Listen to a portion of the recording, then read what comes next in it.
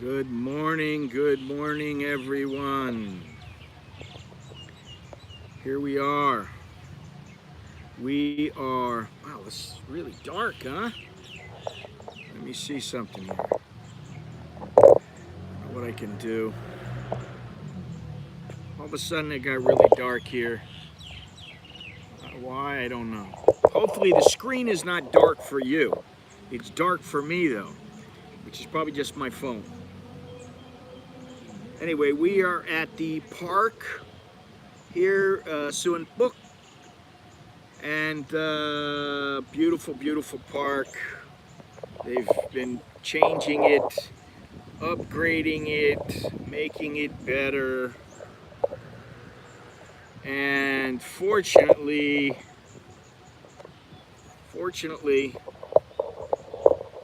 I'm in a little spot where there's a little bit of shade, but there's a nice little breeze coming through. So, good morning, Jim. Good morning, Mr. Chang Hanoi. Good morning, everybody. Sawadee Kap, Sawadee Ton Chow. And I'm just looking over here, trying to see. I don't really want to walk over there at the moment because I have this table and I don't want anybody to snatch it up, because that's what happens in this park. There's only a couple of tables. There's plenty of benches, but there's not many tables. Now, I gotta tell you, I'm a little disappointed for several reasons. Just because I went to this little coffee shop, and it was called Beluga Coffee, or Beluga Coff and Cafe, or something like that. Right, it's within walking distance of here. Good morning, Andy. Good morning, everybody. All right, I'm just gonna say good morning one more time. Sawadee. Anyway, I go into the place, and it's not where I expected. For some reason, I didn't see it on the map in the right.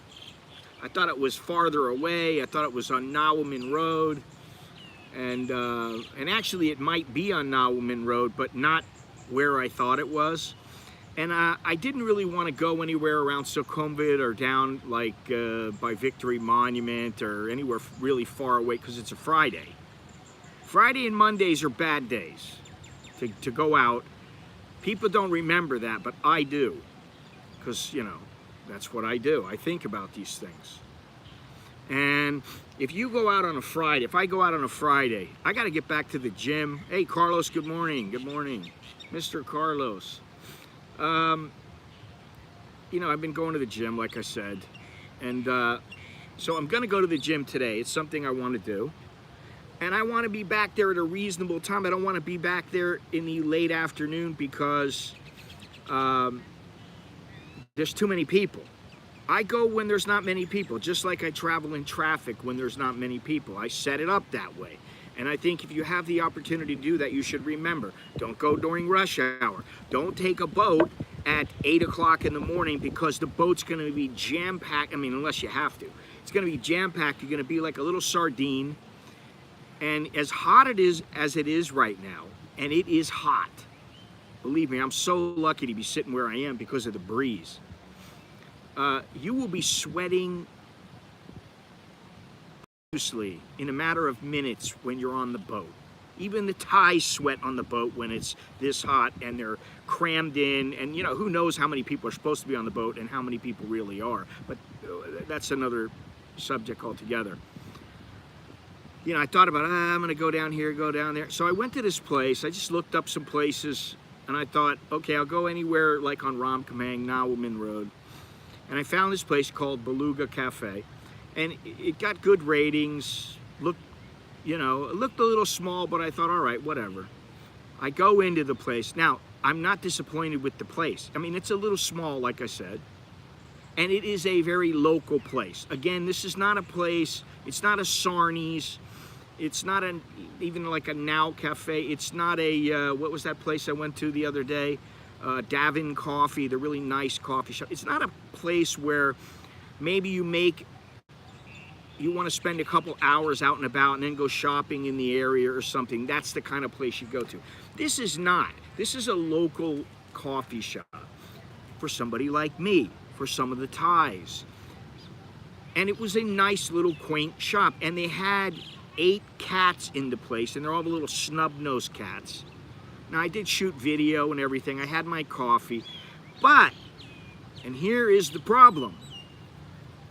Not only were they playing music, which, you know, sometimes it does add the right ambience and you know, especially if it's the right music. But in this case, not only were they playing music, they were playing classic music, classic rock, which I love. YouTube does not. They're playing the Beatles, they're playing the Bee Gees, they're playing Elton John, they're playing Billy Joel. I like all these people. However, while some music you will get a copyright violation, but it is not a copyright strike, and that's fine. With some of this music, hello Pooey, hello Mr. John. With some of this music, you run the risk of actually getting a copyright strike. And I thought, do I really want to sit outside? Because there was a little outdoor, just a little patio. And I thought, no, I don't, because it's going to be too hot. And I didn't want to sit inside because of the music, because any one song could be a copyright strike. And you know, yeah, well, they weren't playing Metallica. This was older stuff, like I said, like the Bee Gees, older Elton John. They played several Bee Gees songs, Billy Joel, you know, from like the 70s and 80s. I didn't hear anything really from the 60s, but I heard some 70s and 80s music. And I just didn't want to take a chance. So I thought, where am I going to go?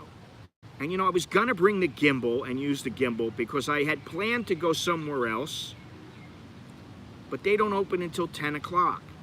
So I thought, no, that's a no-go. That's a video-only place, or maybe I start a stream late one day, but I didn't want to do that today. Anyway, plenty of good cafes to go to. However, I have to be careful because of the music and because of the copyright stuff, and you know, anyway. So there it is there. That's why I'm sitting out in the park right now, because this park is right down the street. I have to say that the coffee was very good. It was 50 baht for a hot espresso. I think it was 60 baht for a cappuccino. It might have been 55, I don't remember. And you know, all in all, it was a little quaint little shop. If you're in the area, you happen to come out here for some reason, you just look up Beluga and Beluga coffee, and you'll find it in Google Maps. And then I actually talked to Tom last night, Mr. Tom, who I did a video with the other day. And he said, oh, let's meet up. I said, okay. And so I got all set up. He told me, oh, there's a new Starbucks, Ramkamang 32. Now I'm looking it up. It's not even on Google Maps yet. I'm like, okay, well, whatever. We'll figure it out. Okay. We're talking about it and talking about it. Oh, I can't come there early because, you know, Tom, he, I guess, got a little sloppy with the, what do you call it, the jigsaw, and the thing, he was sawing something, and the thing popped up in the air and cut him wide open on his, like from right here to right here. Big, huge gash, many, many stitches. He had to have surgery because it cut a tendon. So now he has a cast on. He's like, I have to go to the doctor. They're gonna see me. I gotta be seen today. I said, okay, that's fine. And then he said, well, maybe we can meet after. Then he tells me, oh no, we can't meet after. And I'm like, well, that's actually good because, you know, I always like talking to him, or at least once a week. It's nice to talk to him, get together with him. But, you know, the working out thing is a big, man, you know, you got to be prepared for it. You got to be, like I say, you got to be disciplined and all that. And one thing that you don't often think about, especially if you're older like me, is the recuperation time. For me, and you know, I haven't been working out for years and years straight, nonstop. So I'm trying to get back slowly, but you know, as fast as I can, but not too fast, because I don't want to overdo it, and I have a habit of doing that. So I have to pull myself back a little bit, just a little bit. But what I know is that if I go and I work out for, say, between an hour and a half and 2 hours, you know, I do cardio, I lift weights, I do whatever. Afterwards, I'm useless for about 2 hours. Just completely useless. I take a shower, maybe I eat, and you know, do a couple little things around the house, and then I just lay down. Maybe it's 2-3 hours. I kind of lay down and just relax because I need that recuperation time. So any day that I work out, that's like a 4 or 5 hour thing. That's half a day. So I'm actually glad that he didn't want to meet up today. Anyway. All right, so let's see. Have I ever had a copyright violation from Thai music? Yes. I did that thing about Thai music, I don't know how many months ago. And I got copyright violations. Originally, what I did with that, the way that I got around it, and the way that sometimes you can get around it with music. It doesn't matter if it's Thai or whatever. I've gotten violations on Nepalese music. He's talking to us. Really what I had to do is I got the 10 songs that I really liked, that I thought were really good songs, good groups. And I put those songs up at say 15 or 20 seconds, each song. And then I just let it sit for an hour. And then what would happen is you would get the copyright violations, or I got the copyright violations. So I'd go in and I'd say, okay, song number 2, song number 5, song number 7, copyright violations. So I trim them down. Maybe if it was 15 seconds, I'd try 9 seconds. And then maybe I'd get 1 copyright violation on those, out of those 3, and I'd get a new one on something else. So I'd have to trim that one. I had to go back about, I don't know, 10 or 15 times until I finally got all the songs up, and after that I didn't get any copyright violations. I don't think I did. I may have one now, but at this point I don't think that I did. So you have to be careful. If you're YouTubing, you just got to be careful about that. And it is better than it used to be. It used to be if you just had a song playing in the background and the algorithm picked it up, boom, you got a strike. Now it says you got to share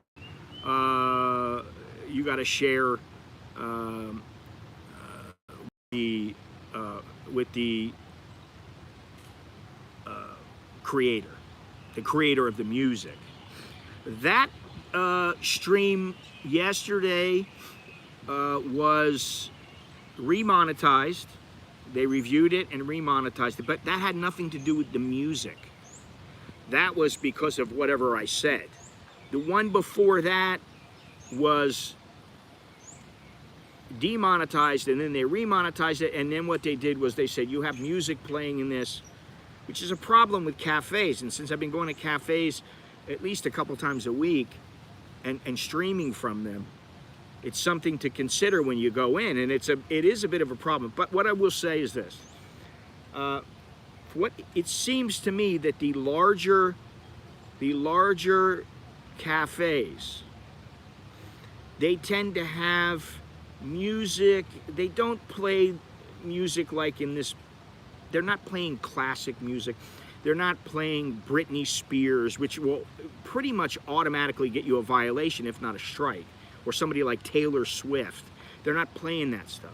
They're playing other stuff. And then sometimes, for whatever reason, the microphone is focused on my voice, and the algorithm doesn't pick up the music. That happens sometimes. Anyway, you know, that's not why we're here. Good morning, Mr. Dallow. You're on time, fairly on time. Thank you. Wow. I feel so honored. Now I gotta say, big shout out to Carlos. You know, Carlos is always helping Thai people in his vicinity, wherever he may be, wherever he is at the time. And there's a temple in his area where he is right now, which I can't even remember on the top of my head. I got too many things floating around in my brain, you know, and my brain doesn't always remember stuff very well. I couldn't tell you what I had to, well, I could tell you what I had to eat yesterday, but that's about it.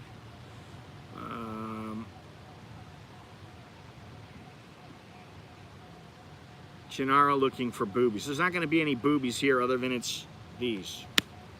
Yeah, there you go. Pakat. Okay. It's hard for me to see today, which is why I put the glasses on. Anyway, there is a temple in that area. And the temple is not very, in not very good shape, we'll say. And being as Carlos is, he has decided to help them rebuild the temple, because it's got to the point, there was 2 monks, that was it. One got sick, there was 1 monk. Then there was 0, now 1 came back, and you know, and this is not your usual temple. This is not like, you know, one of these big name temples that everybody's going to. This is in a little village. So he has took it upon himself to help them rebuild, and I mean, he's helping them financially. So he and I are still working out exactly how he can receive any donations, and I'm gonna put some photos up in my community tab that he sent me of this place so that you can see what we're talking about, and you'll get the before and after, you know, and during and all that kind of stuff. But if anybody is in touch with Carlos already, maybe you should hit him up, and you know, any little bit helps. You know, there are some very, very good Thai people in Thailand, and some people, they need help. And Carlos has always been very good about helping the less fortunate. So if anybody knows Carlos, is in touch with him, go ahead and get in touch with him on your own. And if not, I will put some information on the community tab later today, early tomorrow. And we can figure things out, or you know, if somebody wants to help, they can do so. Because you know, this is a village temple, and when the temple is not looking very good, and the monks are not able to stay there, and things are just not good, that affects the whole village, you know, and the mentality of the village. So it's something to think about.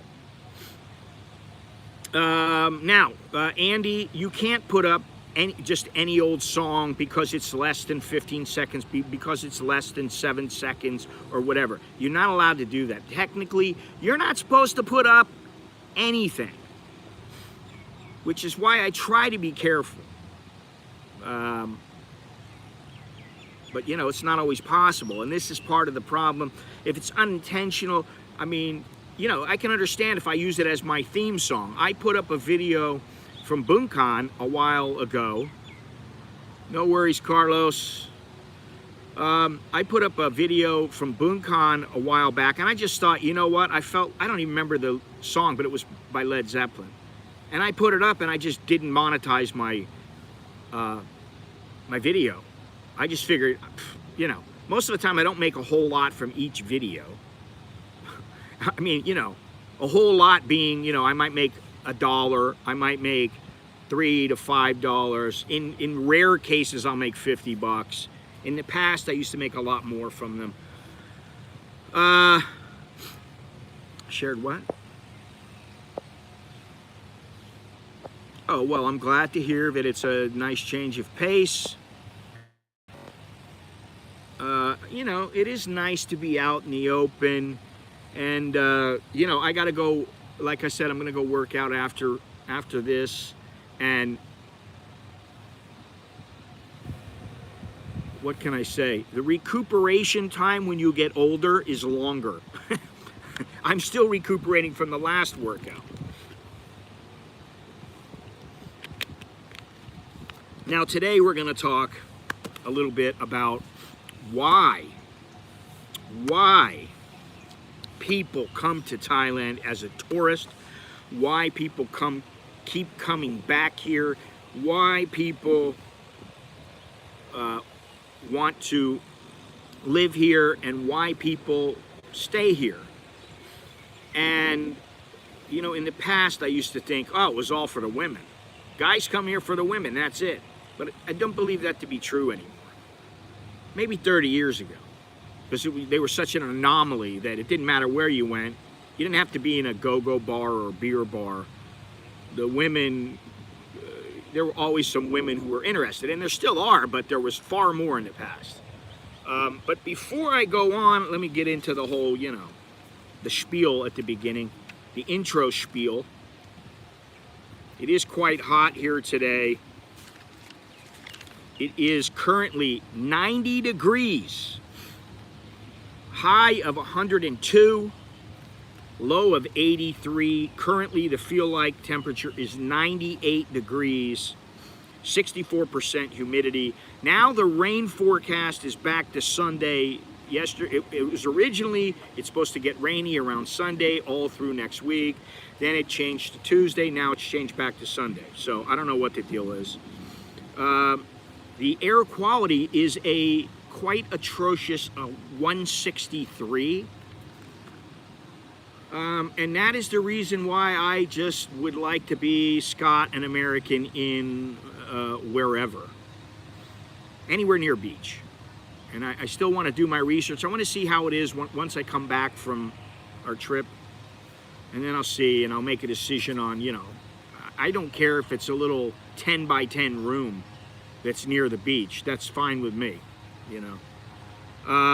Anyway, yesterday the feel-like temperature was 106 degrees. It was blistering.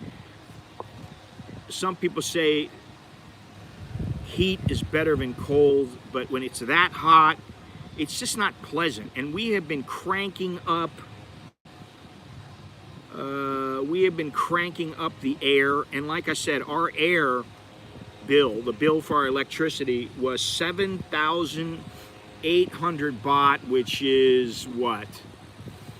About $230, something like that. I'm just doing the math in my head. And this month, I suspect it's going to be even more. I suspect this month it'll be somewhere around 9,000 baht, 10,000 baht, because we got the air on all the time because somebody's always home, and it's just too damn hot. We got fans, we got everything, and it's still too hot. Now, it may just be our place that's really poorly insulated. I know people, they're paying next to nothing for their house, for their electricity.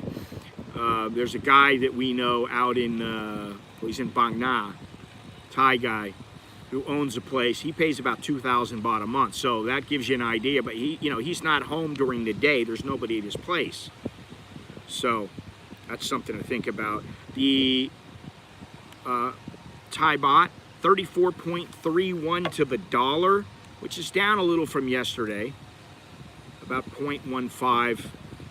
But that's okay. And today, obviously, for some of you, you already know this, it is Friday in Thailand. Thank Buddha, it's Friday. TBIF. That's what we're calling it. TBIF. So today's stream hopefully will be a little bit of, yeah, but you guys probably don't run it all the time.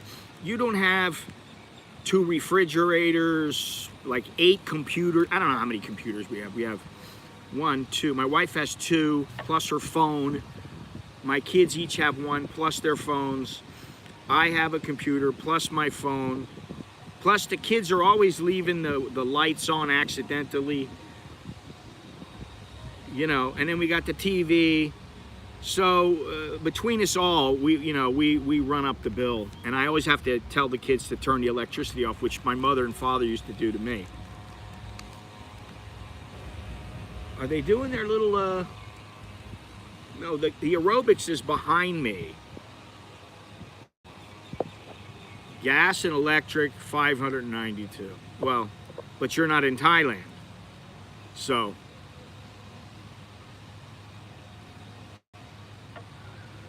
Anyway, today's stream should be quite fun. Well,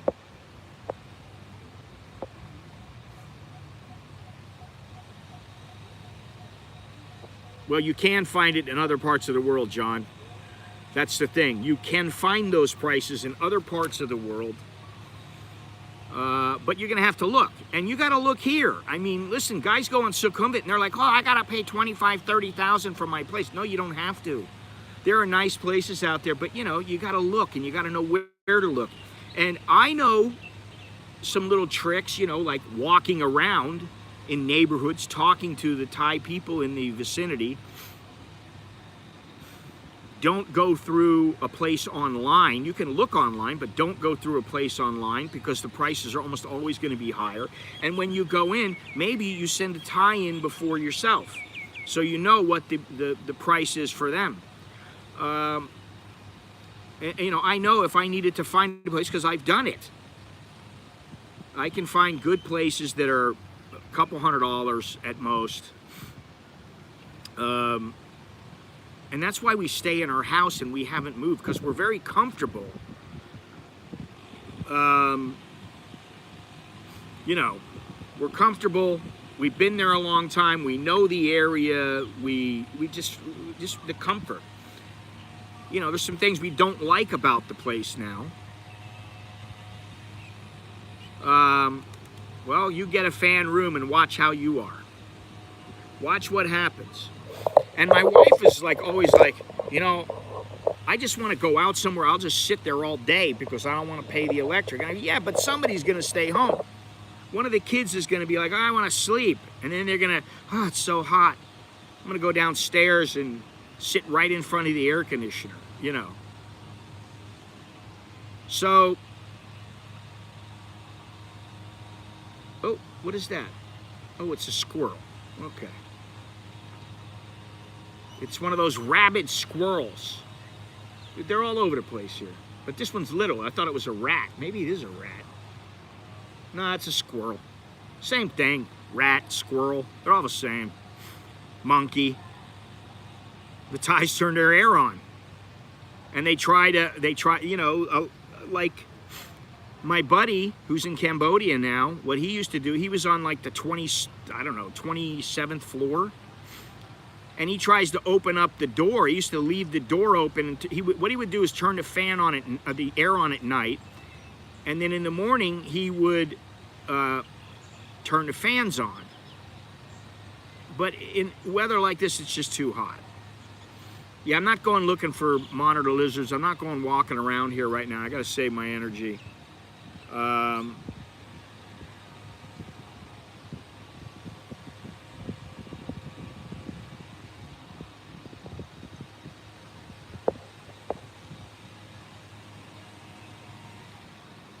Well, I don't know what Aussie dollars are. I don't understand Aussie.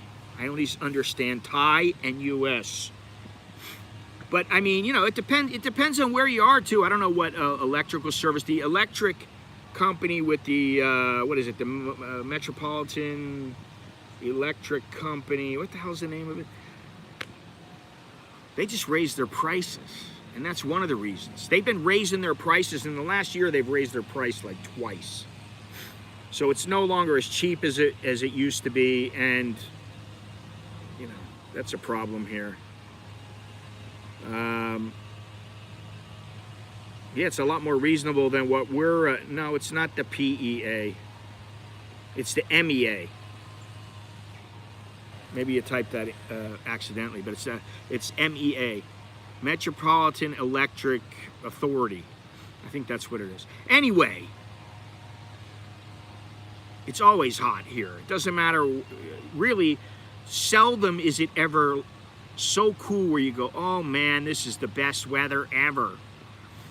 Now, sometimes it is, but the vast majority of the time, you just go outside and you go, man, it's really hot.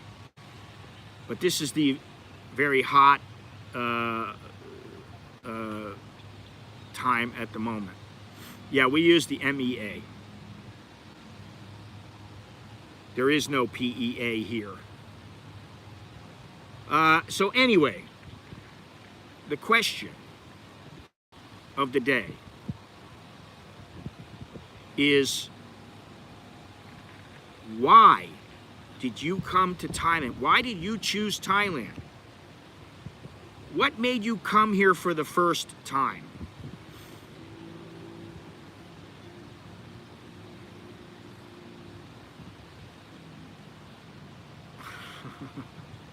Oh, Gennaro, ever the smartass that you are. Disdain. I have no disdain. I have disdain with the governments. I have disdain with some things, but that's about it. Anyway, let me continue. Please allow me to continue. What made you come to Thailand for the first time? What was your reason for coming? What brought you back to Thailand? And if you have moved here or moving here, then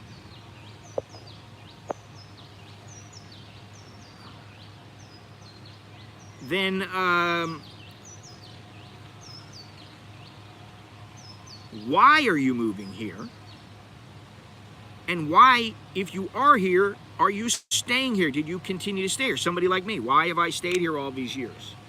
Now, I already know, my answer is quick and easy for why I've stayed here all these years, So, let's see here.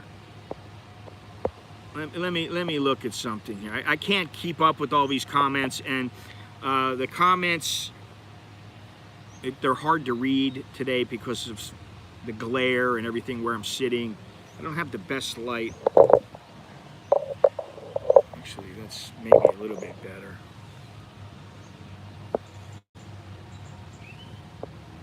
I can't keep up. Anyway, before I continue, because I'm going to be far behind on all the comments, do yourself a favor and do me a favor. Click the thumbs up. It doesn't cost a thing. Click the thumbs up, become a subscriber, become a member. If you haven't done so already, thank you to all those out there who have subscribed and who have become members of my channel. And look down in the description for all the ways that you can support the channel. If you like the channel, you like the videos, I do have at least 1 or 2 videos going up this week. And yeah, I guess that's it. Thumbs up, subscribe, check the description how you can support the channel. Let's move on. Now,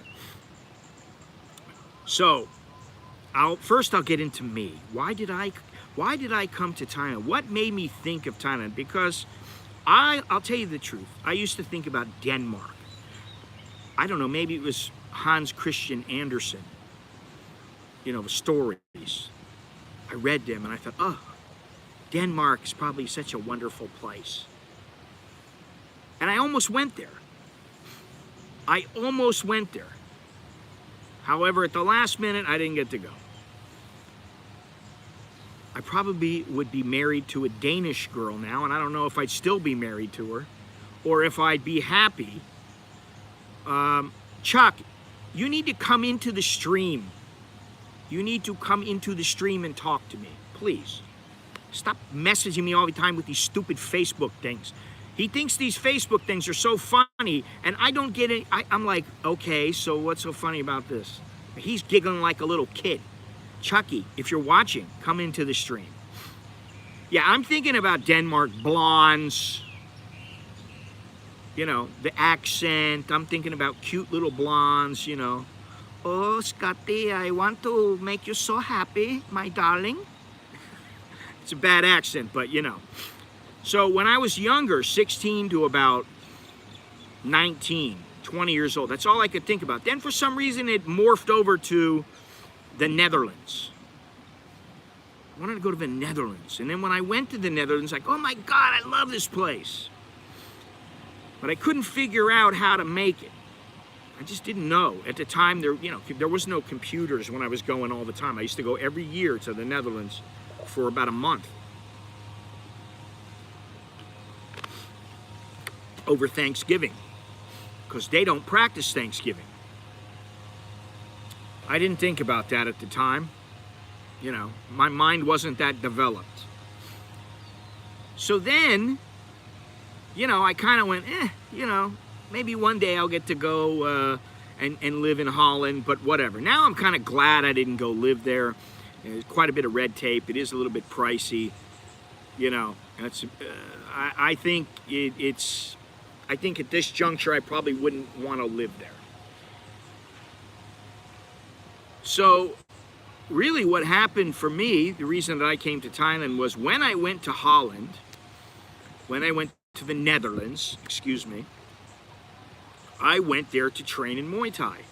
And the guys who I was staying with, who were professional fighters, and they had been to Thailand and fought in Thailand, and there's a group of guys that I was basically around. There was one or two guys who basically, like, they were my guide, my fixer. They took care of me, made sure I was okay. After a little while, they didn't have to take care of me anymore. But and they always would talk about Thailand, and they always said, and there's perks. And I was like, what kind of perks? I don't know. What are you talking about? Eventually I figured it out, and I thought one day I'll go there, but I thought I'm a little apprehensive because of the language. Did I smoke pot at the time? No, I wasn't smoking in Amsterdam at the time, although I have told the story of when I ate the space cakes and I missed my workout, and the Japanese were like, why you don't go work out? And I was like, what? I don't know what you're talking about, man. I had like 5 space cakes, because like after the first 2, I was like, this isn't that strong. I had another one, and then I was like, all right, I'm getting ready to leave. And I started to leave, and then I don't know what happened. Maybe some chick came in that was hot, and I started looking at her, trying to think about what am I gonna do? Should I hit her up? And then I was like, all right, one more for the road. And on the way back, I was eating it in the street. I do remember that. And then all of a sudden it hit me, and I was inebriated. It was so gone. And I missed that workout. And I told the Dutch. Yeah, they just laughed. Anyway, they were the ones who told me about Thailand. And then when I was in Southern California, there was a guy, his name was Wood. And he was a trainer. And he saw me fight in kickboxing, and how can I say? I didn't really train for the fight. And I still did pretty good. I almost knocked the guy out. But then I got tired, and it was like the 4th round, and the guy stopped me. You only fight 5 rounds. But he stopped me. And Vood came up to me later on, and he goes, hey, you got skill, and I can make you much better. Train with me. Because I was basically training on my own when I did train. Because it was a hassle to get to the gym, and the guy never trained me at the gym, and I was like, what am I coming to this gym for? Just to pay money and kick the bag? I mean, it was just ridiculous. So he was a promoter also, that guy. So I went to this Thai guy's gym, and he started training me, and I did get better. And then, we all became a team, and got to know each other, and we go on runs together, and we do all, we train together and everything. And so then I really started thinking, he would tell me about Thailand, I started thinking about it. And it wasn't until several years later that I was able to come over here. And when I did the first time, I thought, when I came the first time, I just remember going in, maybe it was the second time. I think it was the first time. I was at the hot. Right now where Hooters is, on Sukhumvit, on Nana, Soy Nana. There used to be a little beer bar out there. I don't remember the name of it. It's not Night and Day. It's across the street, but it's right in front of the Nana Hotel. And I went to that place, and I just remember thinking, I don't feel like drinking. What should I get? And I got like a tonic water, and I was so hot. I just remember I was sweating, and I was just, oh man, it was brutal. And so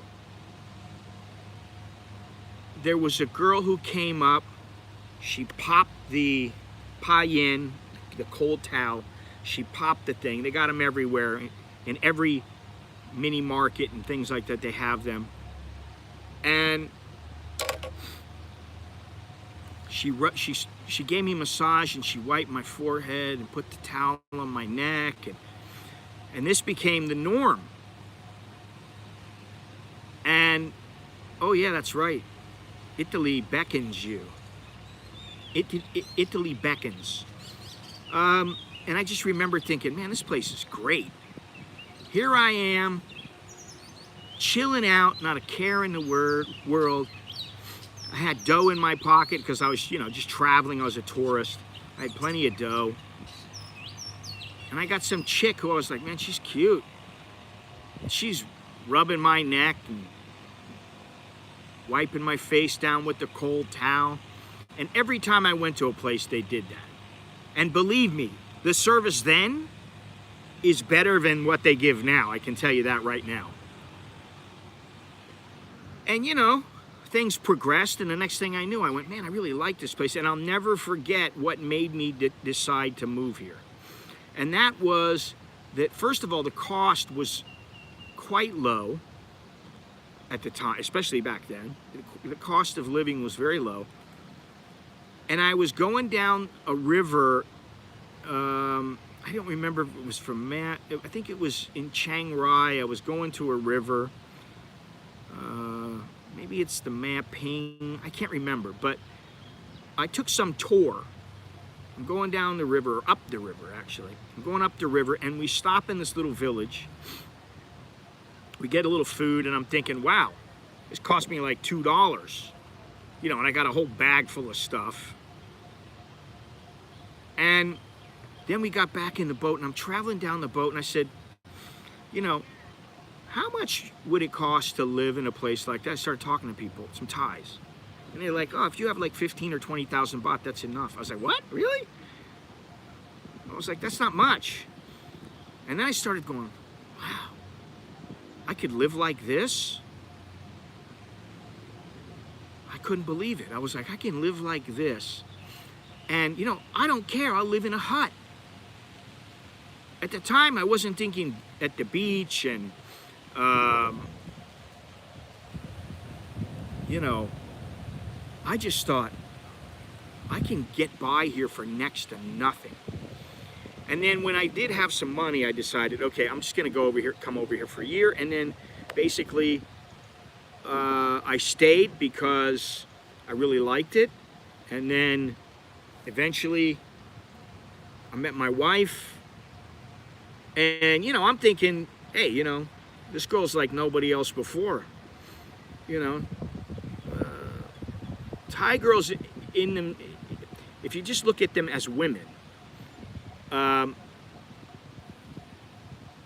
women are pretty much the same everywhere. They want the same things. They want security, stability. They want a better life. They want a good life. They want a guy who, basically doesn't beat the holy hell out of them and stuff like that. And so I thought she had some good qualities, and I thought, oh, yes, let me see what happens here. And then eventually I was like, all right,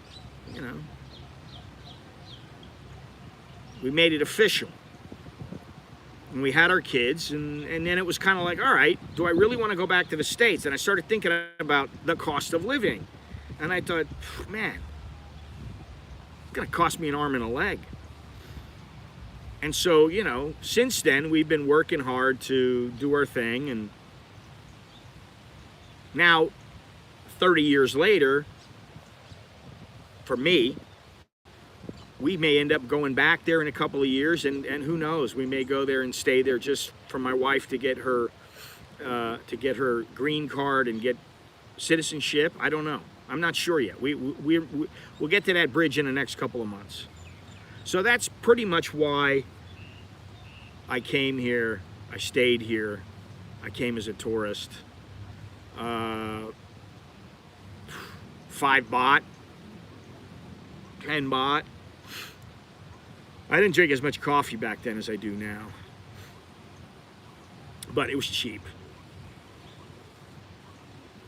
So, you know, there are a number of reasons why people move to the country. Man, these flies are just everywhere. I must be smelly or something. But most people, they come here because they maybe get out of Bangkok and go somewhere where out in nature and it's quite beautiful, whether it be beaches, in the mountains, whatever. Or in Bangkok, there are some beautiful places, and there's some man-made structures that are quite nice, whether they be temples or buildings or whatever. They fall in love with the culture and the people, the hospitality, excuse me. And of course, the cost of living. You know, you can still live a better life for less money here.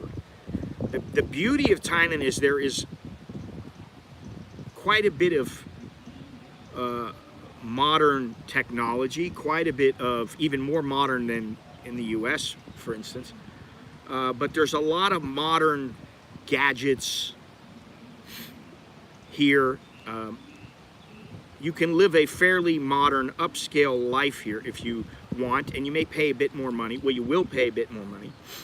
But if you want to live out in a village, you know, whether it's out in a hut or whatever it is, you can do that too. And so you have a lot more choices. What would be considered poverty in the US is not poverty here. So, also medical tourism. The economy is growing and there are business opportunities for those willing to take the risk, to take the gamble. All right, Carlos, you take it easy, man. We'll be in touch.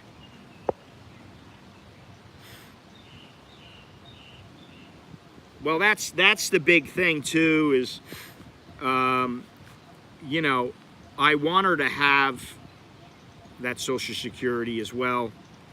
I want her to be able to travel with the kids. If I'm, you know, if I'm dead and gone before her, which I would say the likelihood is pretty high, although you never know. Cross my fingers. Knock on wood. You know, I want her set up. I want her to be all right. I want her to not have to deal with the BS that she's going through. And today she just told me, you think I should call the Irish embassy and find out what's going on with my passport? Now, she just went in, I don't know, a week, 2 weeks ago, something like that. And I said, it's probably not ready even now, even though they told you they're going to try to get it done as quickly as possible.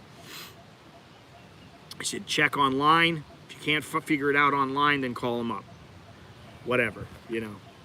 Maybe the squeaky wheel gets the grease. I don't know. Really hot right now. Anyway, the weather, when it's not quite this hot, is a reason that a lot of people come here. And it's a lot of reason, it's a big reason for people who are like snowbirds. People from the Scandinavian countries, they come here when it's really, really cold. They come here and they get warm, and, you know, they stay here for 3 months, 4 months. So basically what keeps people coming back is the warmth of the people, the unique culture, the natural beauty, the cost of living, medical tourism, and I haven't even said anything that keeps some people returning and gets some people to come here, and that is the nightlife and the entertainment. I used to think that was the only reason that men came here, but you know, the truth is much deeper than that. I don't want to say it's complicated because it's not really, but some guys already have wives and they're not coming here to run around and go to the bars and hit pat pong or whatever it may be. Hey, thank you very much, John. I appreciate that. Thank you, Choke D, to you. Every little bit helps because you know what? This month's funds go towards next month, and next month's funds are what help me to not only pay the bills for like the kids, but also hopefully help with the travels that we're taking, because it ain't cheap. That's all I got to say. Traveling ain't cheap anymore. Like I said, when I first came here, and I've said this before, when I first came here, I used to do the air courier thing. And I don't remember how much it was. The cheapest ticket I got was something like $100, but most of the time it was anywhere from $300 to $500. And I didn't have any problem with that. I was like, yeah, all right, that's dirt cheap, man. I don't need to carry I don't need to check in a bag. And I still don't need to check in a bag. My nose is itching, you know what that means. So yeah, that's, those positives outweigh the negatives, such as traffic, air pollution, noise pollution, and the scams that take place. The gem scams, the jet ski scams, and things like that. And the problems that occur between foreigners and Thais, really percentage-wise, are so limited. It's such a small number that the positives outweigh the negatives by far.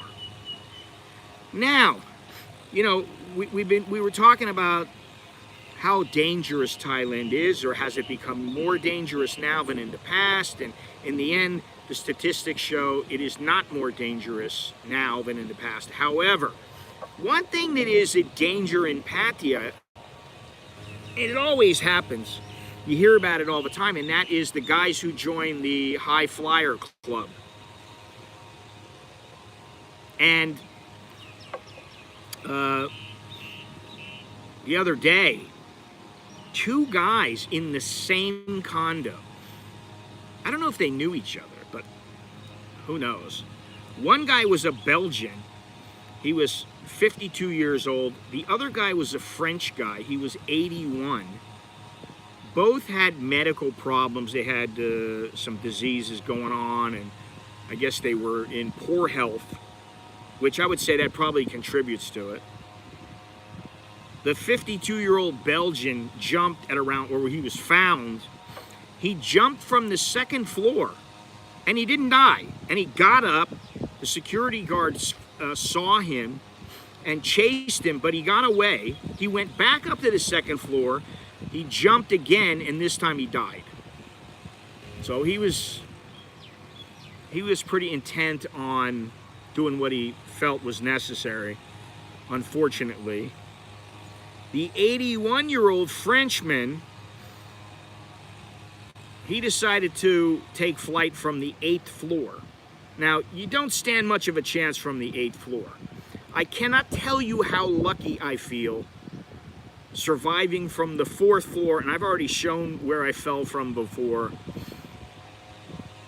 And I still remember how I fell, what happened, and I'm very, very lucky. I could have lost all my teeth. I could have smashed up my face and been completely destroyed.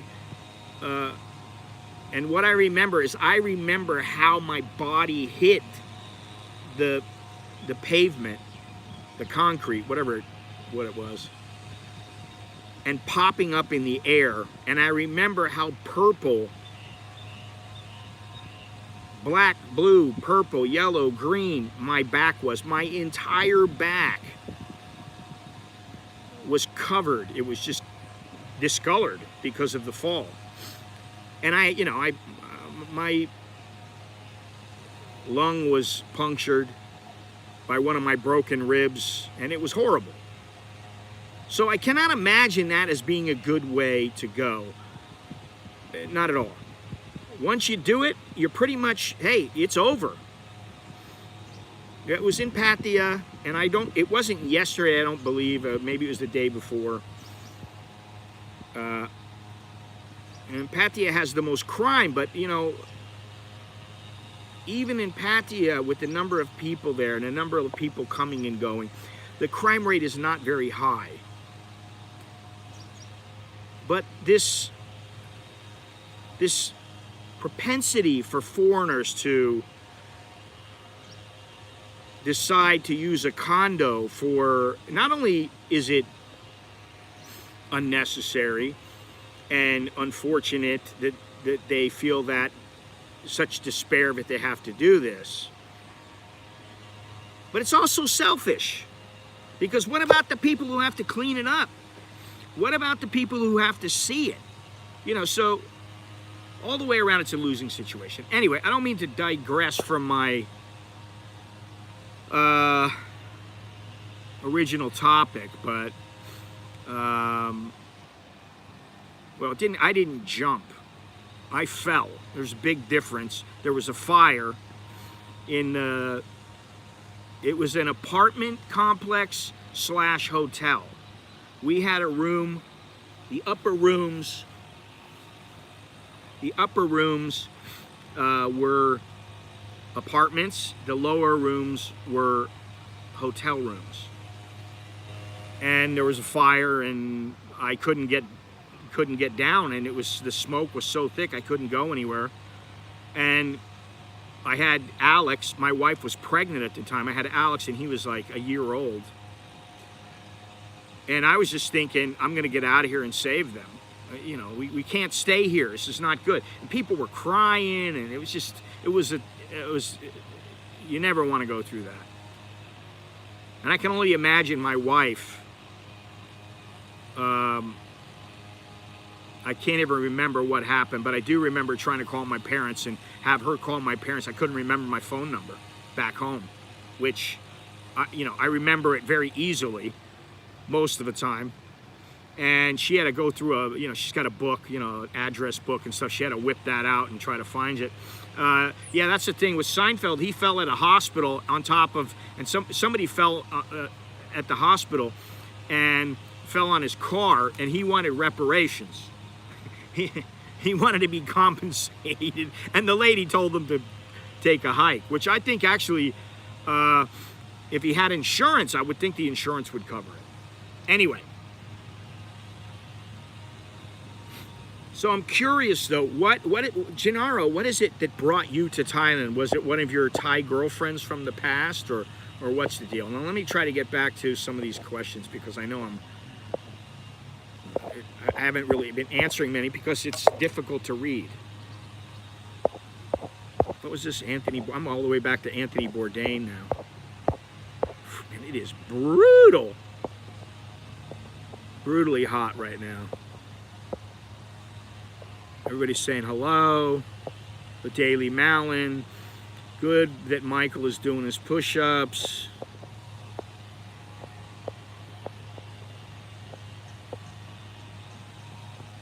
I like Metallica, but you know what? I don't like them enough to go to a concert and see them.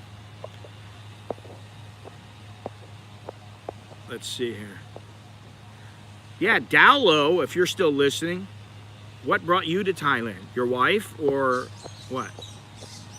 I may end up doing some yoga just to help me get back some flexibility that I once had a lot of and now have less of. And I'm not opposed to doing yoga, or I don't really particularly like aerobics, dancing around and doing that kind of stuff. I don't want to do that, but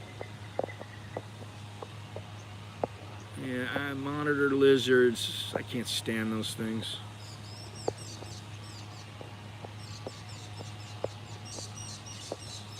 The breeze has gotten a little weaker now, unfortunately. Okay, Chong Noi said, it's one of the only places I can afford to spend an entire month away from home or work. That's a pretty good reason. I'm recuperating, and that's because I had a haircut. Yeah, I've been trying to get a haircut for the last 2 weeks, and I just haven't. I don't want to go into the barber. I don't know why. I just don't like going there. I don't like having to sit there and have small talk with them. I mean, that's the truth. Oh, where do you come from? It's like the same thing. It's like I might as well be down at Nana or something where they're asking me the same questions. Although I will say, I don't get asked anymore, how many wives do you have? Which I used to get asked all the time many years ago.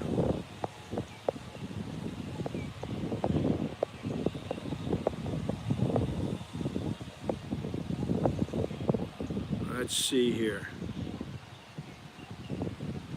I'm moving to Scott's basement.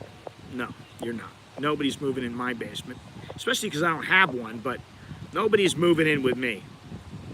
It's enough to have my wife there and my kids. Sometimes it's enough to be there alone.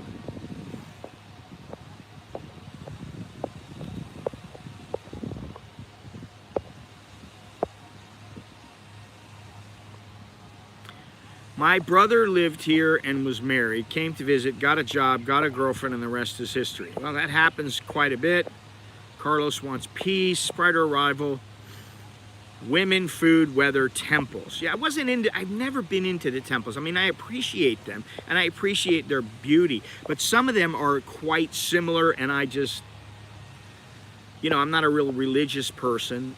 I do think the people, it's good for them, and it should, they should have access to places to worship. I think that that's, you know, important, whether it be Buddhism, Christianity, whatever it is.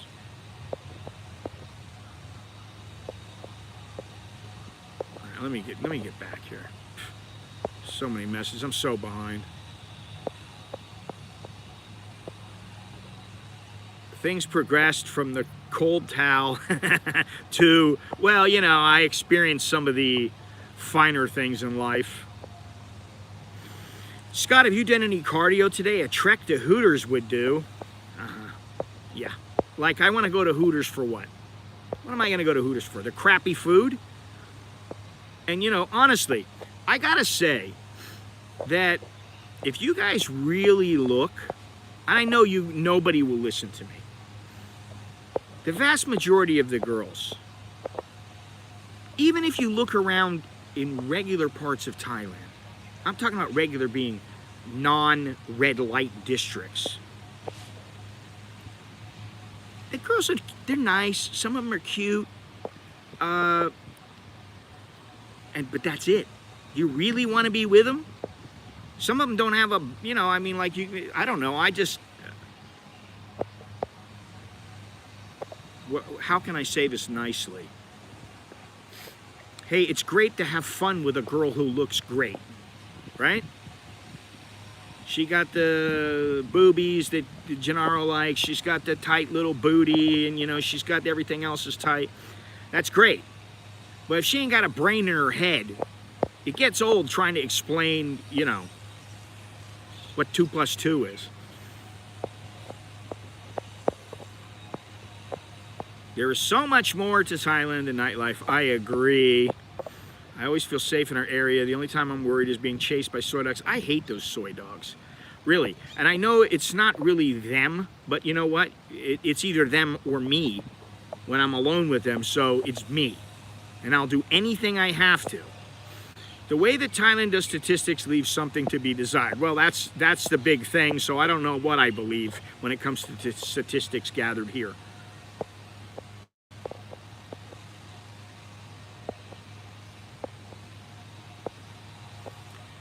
The fire escape at the place where I fell was locked, and the fire extinguishers were empty. That's one of the things you need to think about here, is that sometimes safety is not so safe. Gennaro says, I had met a Thai lady friend in 2013 in LA and visited Bangkok with her for a while. Now, was she a lady friend, or was she a lady friend with benefits, or what? I met my wife here in Oz. I started going there regularly because of her. Okay. Martial arts has a lot of stretching, but the view is better in yoga. I gotta tell you guys, I walked into the gym the other day, and I'm stretching in the area that has the TRX. All right, Michael, take it easy. I'm sure I might be... have a good flight and everything. You might already be long gone, but I don't know. I walked in, I start stretching out in this place. in this area where the TRX straps are, which I'm going to shoot some video of that today.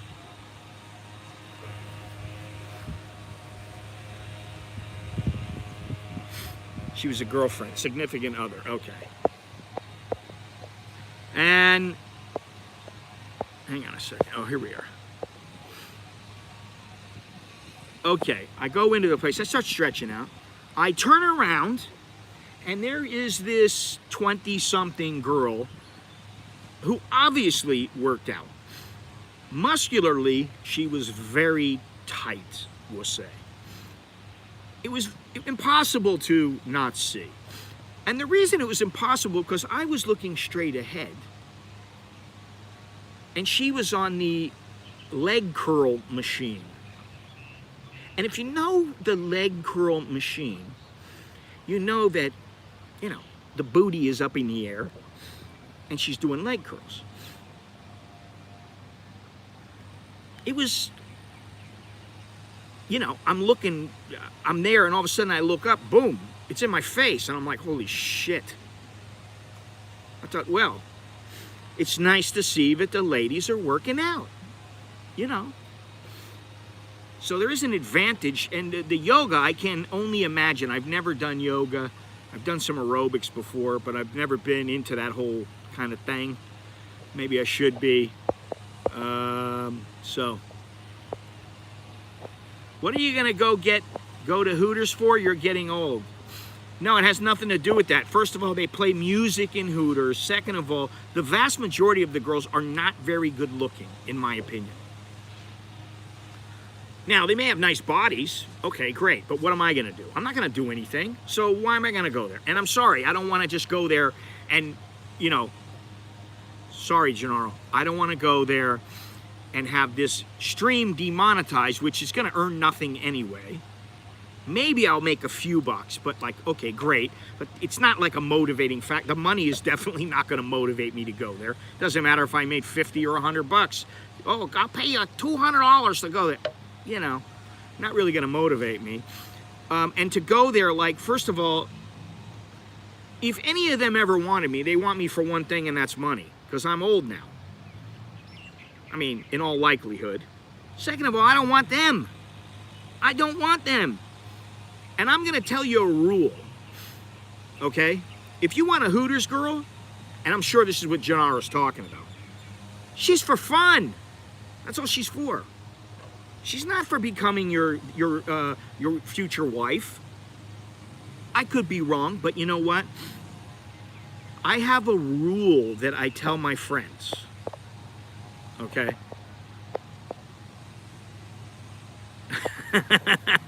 Thank you, Dowlow. Yeah, I mean, why call the place Hooter if they don't have big boobs? And the thing is that here in Thailand, most of them, they don't have big boobs anyway. So, I mean, what are you guys going to be looking at? Some chick's ass? I mean, okay, yeah. And if you put it into context, what is an ass? It's two big, and this is Andrew Dice Clay, it's, to paraphrase, it's two big mounds of flesh that poo tumbles out of. Now, that might put it in perspective. I know that in the heat of passion, that's not what you're thinking, and I hope you're not. You're old and I'm far from vulnerable. I have to say that yesterday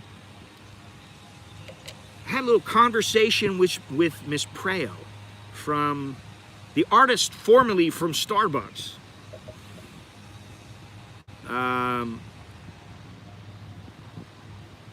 Apparently she saw one of my videos and she contacted me.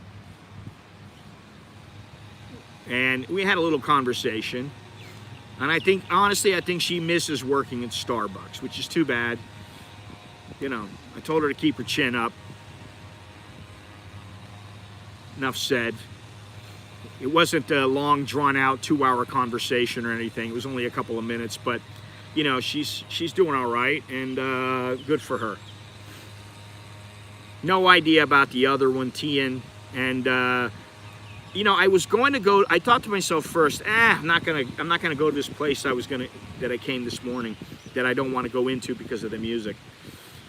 I thought maybe I'll just go to Starbucks on 101. And then I thought, oh, maybe I'll just go to the new Starbucks on Ramkaming 32.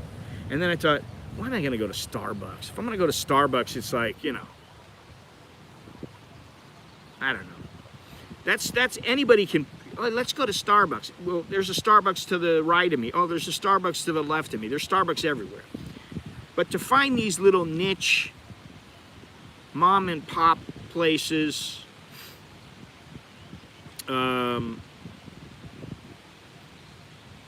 that are really truly worth going to. Does she know about me? Yeah, she knows.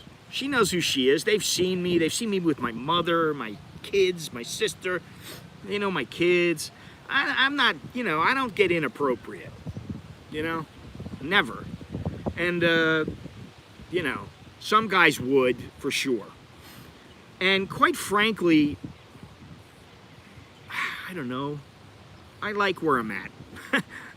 Let's put it that way. I like where I'm at. And even if I was, well, I don't know if even if I was single, I don't know, you know, I don't know them really that well, you know. What is this? Therme live stream would be popular. I'm sure it would be. I might get my ass beat though in Therme for streaming. I don't think people really want that. And I'll be honest, I don't want to show people really in bars and that kind of thing. Listen, if I'm driving by, if I'm walking by, that's one thing. But I don't want to go into a club or a bar. And you know damn well there's guys that they're married back home and they're going into the club because they want to get a little something, something. I don't want to be that guy filming them. I mean, really, do I care that much about it? And okay, granted, you know, oh, I'm going to make $1 million. No, I'm not. If I was going to make a couple mil, maybe I would do it. I don't know. Maybe I'd sell out, but I don't know. You know, because would I want it done to me? No. Do to others as how? What does it say? What do they say in the Bible? I don't know, but I think it's something like do to others as you will have, as you want done to you. If I was to do something like that, I don't know. It breaks the brotherhood of men, in my opinion. Oh, I gotta show all the women here. And there's guys here too who might not really, shouldn't be shown here, you know.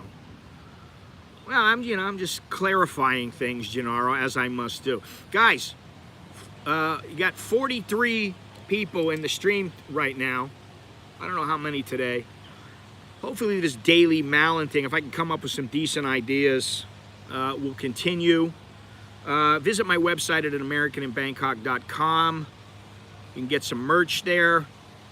You can, yeah, you can get a hat, you can get a shirt. Sales of Captain Save-A-Ho shirts have slowed. I don't know why. They were selling briskly for a period of time. What is it? Bar Girl Lives Matter. That shirt sold pretty well. The big seller right now is my Marvin Hagler hat. It's the hat that Marvin Hagler used to wear, which is war. Yeah. Well, you know what that means, John. Do you have money for me? Because if you want put me on camera, I need money. Listen, I've taken photos of women, and I'm not talking about working women. I'm talking about just women in general, and they've gone 100 baht. And I've been like, huh? What? No.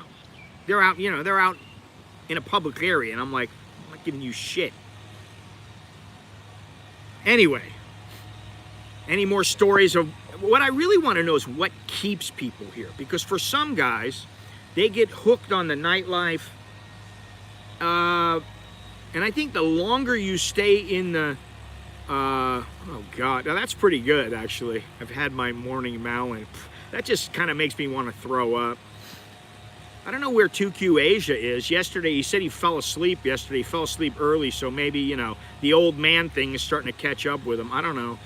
I got no idea. I know nothing. I know Chuck is awake.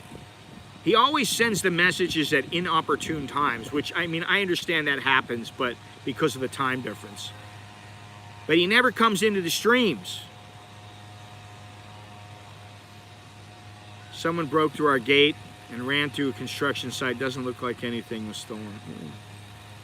Well, I personally think that the crime has risen a little bit. I've had my morning Mallon would sell like hotcakes on soy 4. Maybe 28, 29 years ago it would have. Those were the days when I went into Nana Disco and I'd go, yes, yes, yes, yes, yes, yes, yes, yes, yes, yes, yes, yes, yes, yes. Wow, that leaves like 3 that are a no.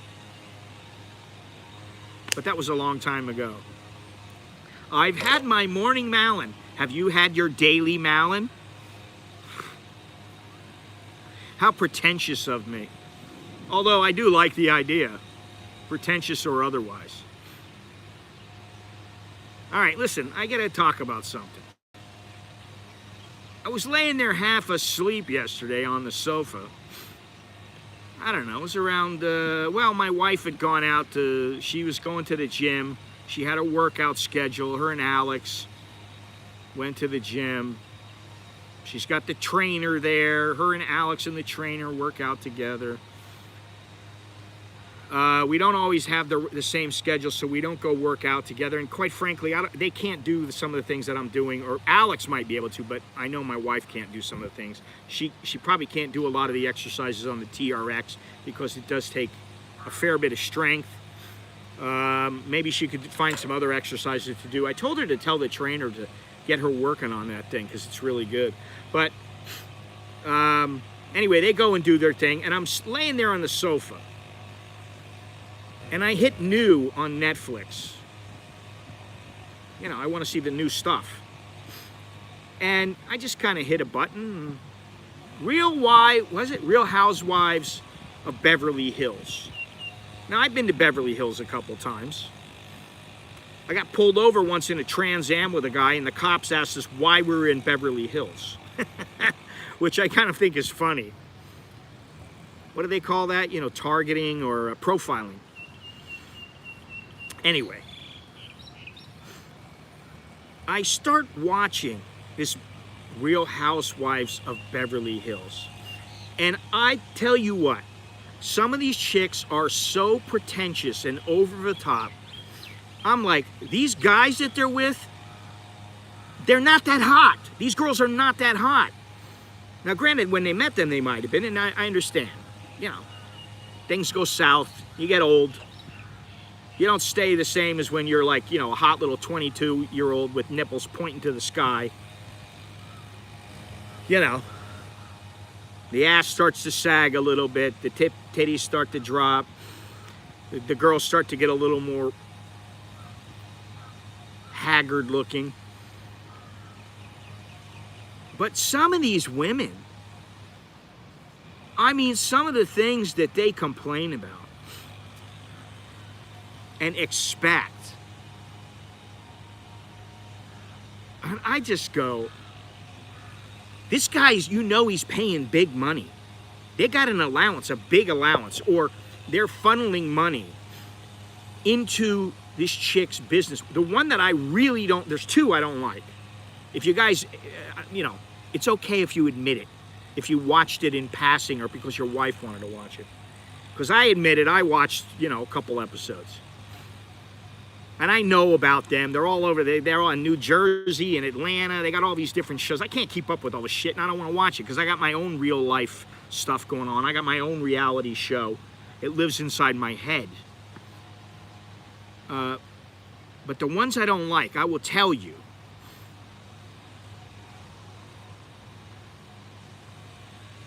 Erica. Can't stand her. John Mellencamp's daughter is on that show. And she is the most likable girl of all of them. She's very down to earth, at least comparatively speaking. In one episode, this Erica, who is quite big, and she thinks she's a singer, and she's all this, and, you know, she's a friend to the gays, and,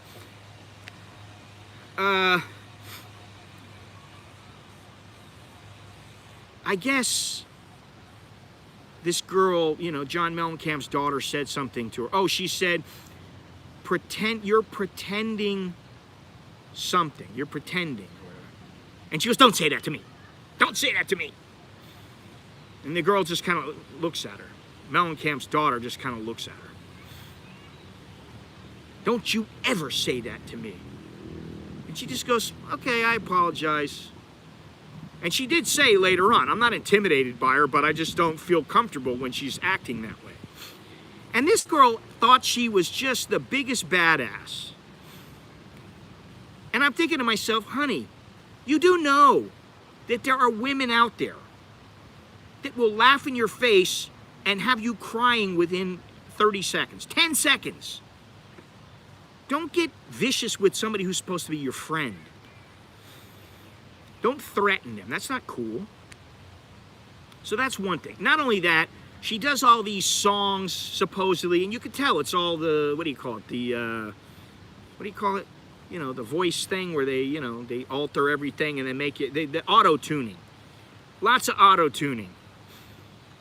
You know, she's a big fake blonde with big boobies that, you know, when she pulls off the big extra tight bra, they fall down. She's got a big butt, you know, but I mean, like, for an older guy like she's with some like guy who's like 75 years old, and I think they were getting ready to throw his ass in jail for, you know, being a corrupt lawyer or something like that. And I guess, you know, she's 40 something. I guess that's a pretty good catch for him. But like, I look at her and I go, you're a skank. You're skanky. And your husband's paying for you to be able to sing on stage for you to say you're a singer. Anyway, and the other one I don't like is Dorit. I can't stand, I cannot, if you want to know women I can't stand, those are the ones. Now, the only Thai women that I can't stand are the Thai women who get aggressive without even really knowing you. They think they know you from a few words that you've said, or you have some kind of a conversation with somebody else, and they feel that they should stick their beak in your conversation and get kind of aggressive. I don't like that. I don't like that. It's not a Thai thing. It's a female thing. You know. Or any woman that gets physical. Immediately, I don't like them. Because I don't think it's okay for anybody, especially if you're in a relationship, even if you're friends with benefits. It doesn't matter what kind of relationship you're in. It doesn't really matter. Now, we got a couple girls and a guy coming over here, sitting over near me. It seems like this is the place where the lovebirds come to be alone and spend time together. Anyway. The women should not keep you here. At least the working women. They shouldn't keep you here. Don't come here and stay here because, oh, you know, if I leave, she's, you know, she's gonna find someone else, and I need to marry her, and I'm gonna give her money so that she can live here. Don't do that shit. There's no need to do that, you know. What is this? I'm missing all these comments. I always like to be extra rough with the diva type. Sets them in their place. I like to ignore them. And I don't run into many very often because... Do I need to put this on camera? She's beating him up.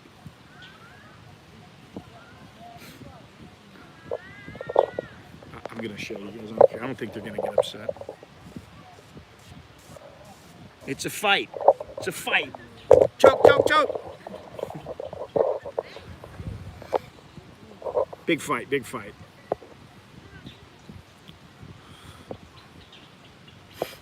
Well, what do you want me to say? She's a skank. And I see all these girls on like shows like, what was the, I told you guys, I like that Kevin Samuel guy because, man, he is straight and to the point. He don't bullshit around. I do like that guy. I listen to him sometimes, you know, at night when I'm going to sleep. And then the other one that I mean, and they're in Miami, which is why I originally started watching them, was that Fresh and Fit.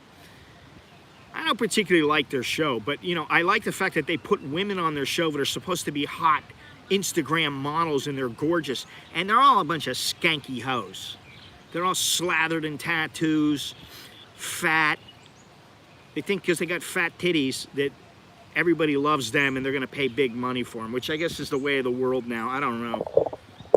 Kim Kardashian, I know he died. Kim Kardashian, you know, I think she ruined women. I think she ruined women because women think it's okay to have a big fat ass. And what I like about Kevin Samuels is he'll ask a girl, "Oh, what's your dress size?" "Size 9." "Size 9. How tall are you?" 5'3". "And what's your weight?" 170. "Honey, you're fat. You are not going to get yourself a high value man. If you got one when you were young and skinny, okay." He just puts them in their place, and they hate to hear it. But you know what? This is the problem now. You can't say anything that is remotely close to the truth if it hurts somebody's feelings. And I'm old school enough to say, sticks and stones may break my bones, but names may never harm me. And if they harm you enough, then, you know, sometimes in the old days, you know, you went out and you had a duel. You know, in some periods of time, in some eras, it was with a sword. In some eras, it was with the pistol. In some eras, it was with the fists. You know? I will say this, as I'm always giving Kim Kardashian a hard time. Well, not always, but, you know, every once in a while I mention her because she's the stereotype. Well, I mean, you know, how many guys has she run through just in the time that she's been on TV? I mean, it's crazy. I don't like any of them, really. Now, at this point, it's like, you know, they all have the same mindset.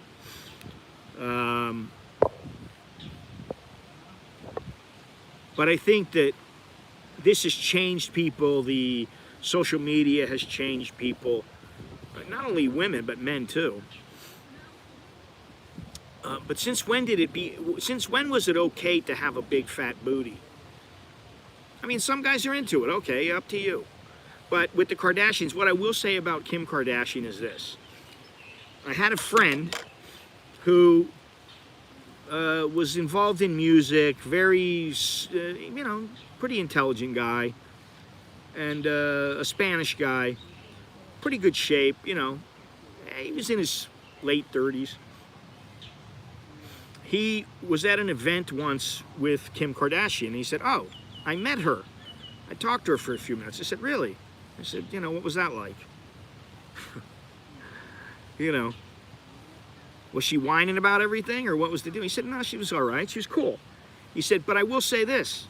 For all the shit she gets, her face was very pretty." And I was like, okay. He's like, "You don't realize on TV just how pretty she is." I said, okay, whatever. So I will give her that at least one guy thinks she's pretty. Not everybody's infatuated with her fat ass. Anyway, let's not talk about them. I'm sorry I brought all that up. You know what keeps the guys coming back to the Kardashians? It's the whiff of the triangle. Triangle smashing. It should be an Olympic sport. She's a I don't know what a butterface is. What's a butterface?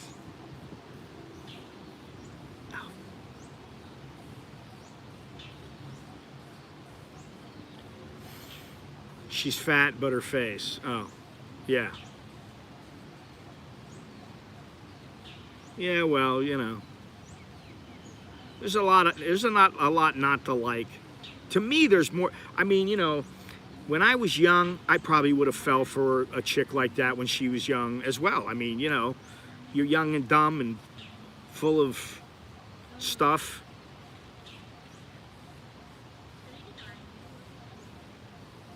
It's about the recoil. Oh, God. All right, I can see that, but you can get some good recoil out of a small one just like you can out of a big one. Especially because, you know, with the big ones, you tend to see a lot of cellulite. I'm not a fan of cellulite. It's the recoil.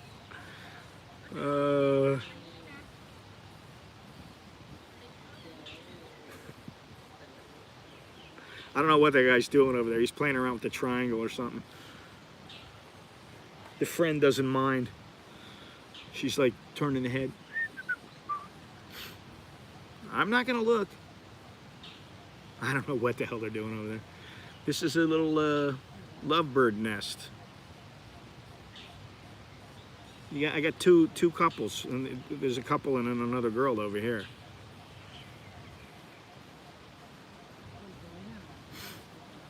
Well, most people think, you know, some women, I'm not going to say most, maybe that's the wrong word. Some women actually believe, and some men actually believe, that the way a woman looks on Instagram is how they are in real life. And I got to tell you, every once in a while I get some chick on my Instagram that adds herself to my Instagram, you know. She becomes a follower or whatever. And I always want to know, do I know this chick, or, you know, is this a Thai chick? What's the deal? And all the time, I mean, you know, every couple of days for sure, I find some chick and it's like, it's every single picture is of her boobs, her cleavage, her ass, and that's my rule. My rule, and it applies to Thai women, Western women, I don't care where you're from, African women, you know, Latinas, it doesn't matter where they're from, who they are. If they're on Instagram and 99% of the photos are of them taking a selfie, and then they have the ass showing, they have the cleavage showing, they got the boobies pressed up, they got them standing there looking sexy. What good is that woman for? If you want her for fun, she's great. If you're actually looking, you're going, okay, well, maybe I'll have my fun and then I'll go on and, you know, I'll find another girl that's worthwhile, or I don't really care if I have one that's worthwhile. All right, that's better. That's the way to think. But if you're thinking, oh my God, I'm gonna get this girl to love me too much and she's gonna be my lady forever. Good luck with that, because guess what? Who she's in love with? Herself. She's gonna be looking at that camera all the time, taking pictures of herself. You know, no, it's the filters. That's what it is. Instagram with, okay, if she's got a photo of herself and her girlfriend, she's got, and I mean like friend, if she's got a photo of her standing at some tourist attraction, or she's got a photo like of her dogs or of her house, oh, I just got this new vase for my house, it's so beautiful, look at the flowers. She's probably all right. But if she's got one after another, after another, after another, and she's looking provocatively, what the hell do you want the girl for? She's known as in modern times, as a 304. In old man time, like what I would say, she's a skanky hoe. And I know some women might disagree, but guess what? I don't care. I don't care. I have my own truth, and I believe my truth to be true. And that's all that matters. So, that's what we got going on here now. We still got the beautiful park. We missed the aerobics.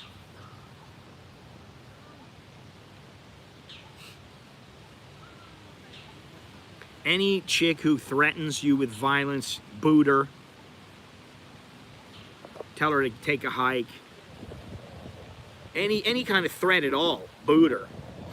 It's time to go, honey. You're out the door.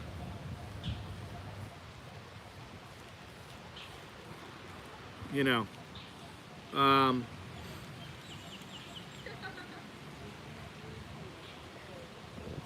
In the United States, I'll say when I lived in the United States, I learned some valuable lessons from women that I was dating or a couple that I lived with. I learned some valuable lessons. Then when I came here, it got taken to the next level. You know. Oh, she gave me her phone number. Wow, so lucky. That doesn't mean shit. She probably has 3 phones.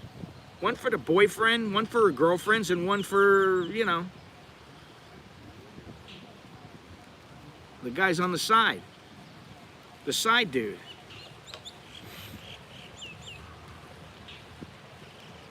Good luck with that, Dowlow.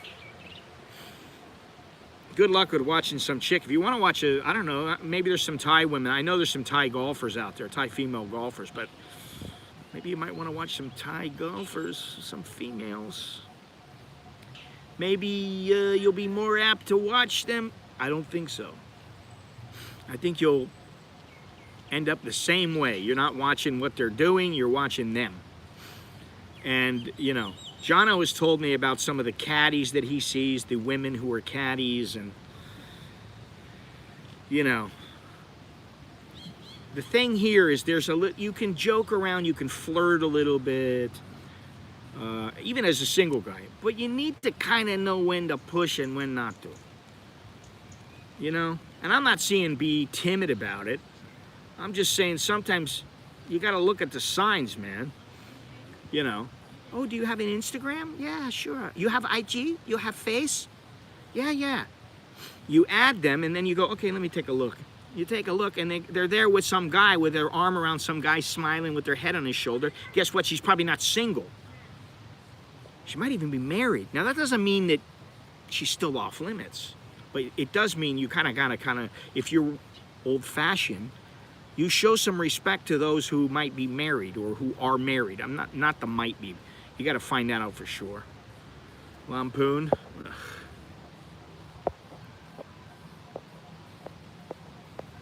Yeah, I'm not a fan of golf. I don't know. You know, I mean, I like the fact that you get to hit the ball. You get to smack that ball with a club. But I like hitting things like with my fist and with my feet. Although with my feet, it's, you know, or shin, it's become, I can't do it quite as often or quite as well as I used to because of my hip. But I like hitting, I like smashing things. Go ahead, Gennaro, that's your opening.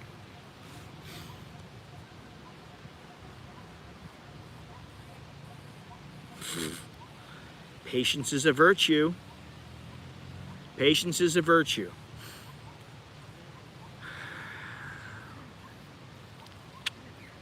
Giggity. Oh, I can't remember how he does it on, what's his name? Kramer on Seinfeld does that. A giddy up. I think that's what he says. This is a nice park. I mean, you know, there's people here. It's not like you're going to be... Triangle smashing is my hobby. Professional triangle smasher. I was going to go to a coffee shop. I did consider a coffee shop. It was called Grinders. I thought, oh, that's appropriate, but it didn't open until later. I don't like these coffee shops. You know, I understand if they're in the mall. You can only do what you can do in some malls. But I don't like these coffee shops. They open up at 11 o'clock in the morning. You know, coffee is meant to wake people up. Coffee in the morning is best.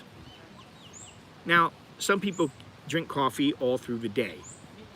But I think you're missing out on a business opportunity. It's a opportunity cost loss when you don't open up at, say, 7 o'clock, 8 o'clock. I mean, people are going to work. It's early. They drive by. They want to stop and have a coffee. Yeah, well, you know.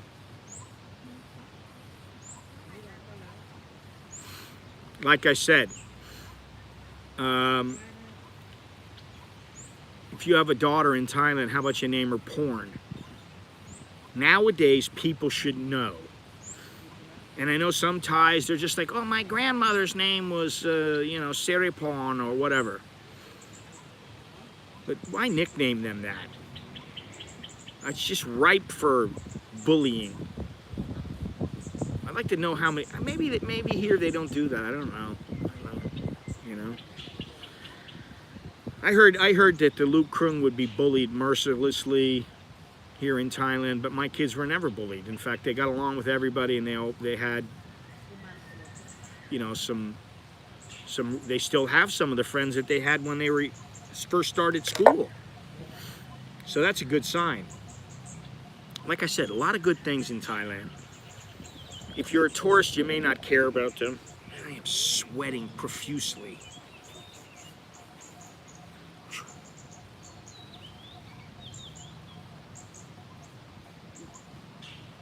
I like the sounds in this park.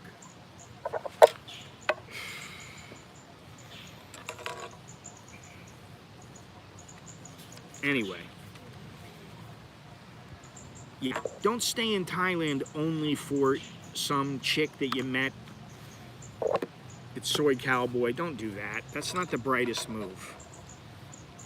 And guess what? Whether you give her money or not, she's still gonna, you know, do what she feels she needs to do. And the way that the Thai women think who work in that industry, they get a guy, they find a guy. Let's say Mr. Gallo was single.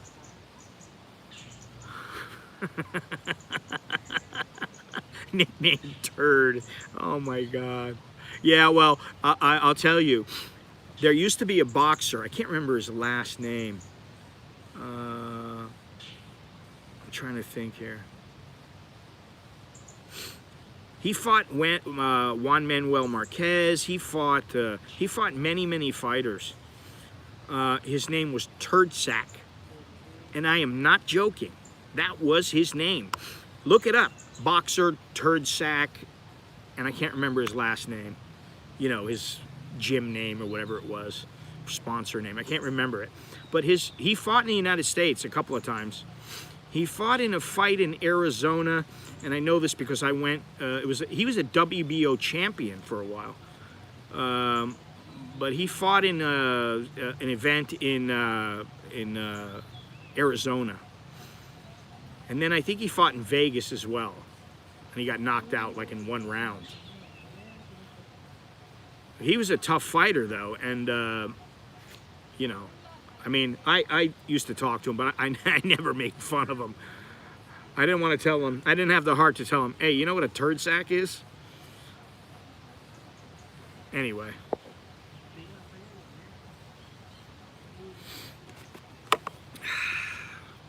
Another lovely day in the cock.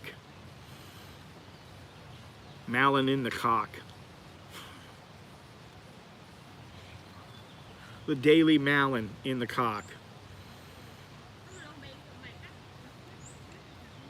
I can't see, you know, there's something going on with the YouTube. Maybe I need to update the Duck Ning and Nong a tick. Well, I can't remember. I don't want to say who it is, but I think her nickname was Tiki. Tiki, hello Tiki. I've heard that all the time. Ning, Ying, Nong, Uan, Lek. Common names. Beer. Anyway. Oh, now we got music. You hear this? I can't get away from being demonetized on this. I leave the coffee shop to escape the music. Although there's quite a bit of difference because you know, my voice is droning out the music, the singing. Whereas in that coffee shop, there was no droning it out at all. And it's kind of sad because there were some really cool looking cats in the place, kitty cats, pussy cats, And I really wanted to show them, but you know, in a video I can just cut the sound completely out, and I can put some background music in of my own.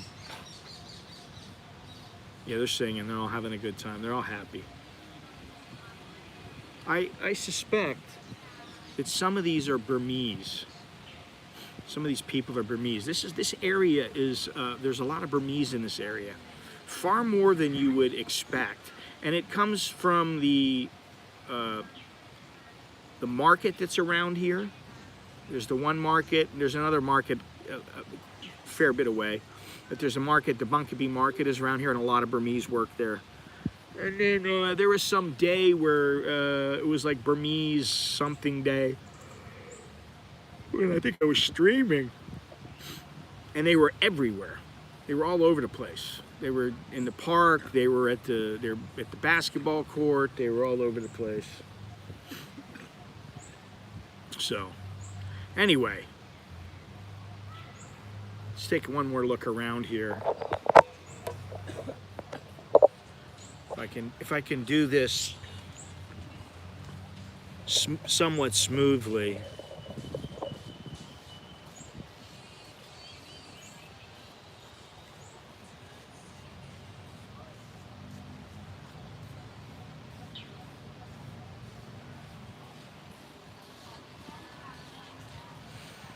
Over there is where they do the aerobics, the dancing, but that's at like 6, 7 in the morning. And over here is the street where they sell all the fresh vegetables, fresh fruit and everything. And also over here, and that's where the little coffee shop is, the guy who sells the coffee that I go to and sit down, that's where that is. And that away, over there, is the Mall Bangkok. The Mall Bangkok, which will be closed in 9 days. Only 9 more days. It'll be closed.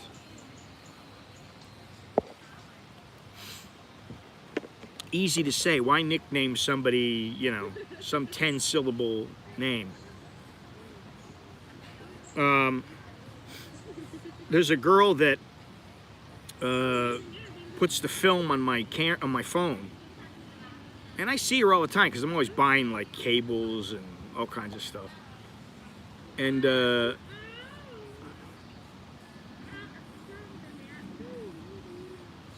guess what? Her nickname starts with a B. Any idea what her nickname is? And it's 1 syllable. Thank you very much there, Mr. Dallo. Anybody else want to give me a super chat? I'd appreciate it. Send me whatever you want. Super chat.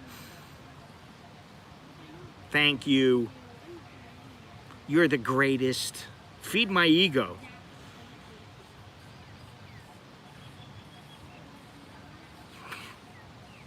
That's a joke. Feed my ego. Send the Cash App. What else is there? Oh, Patreon.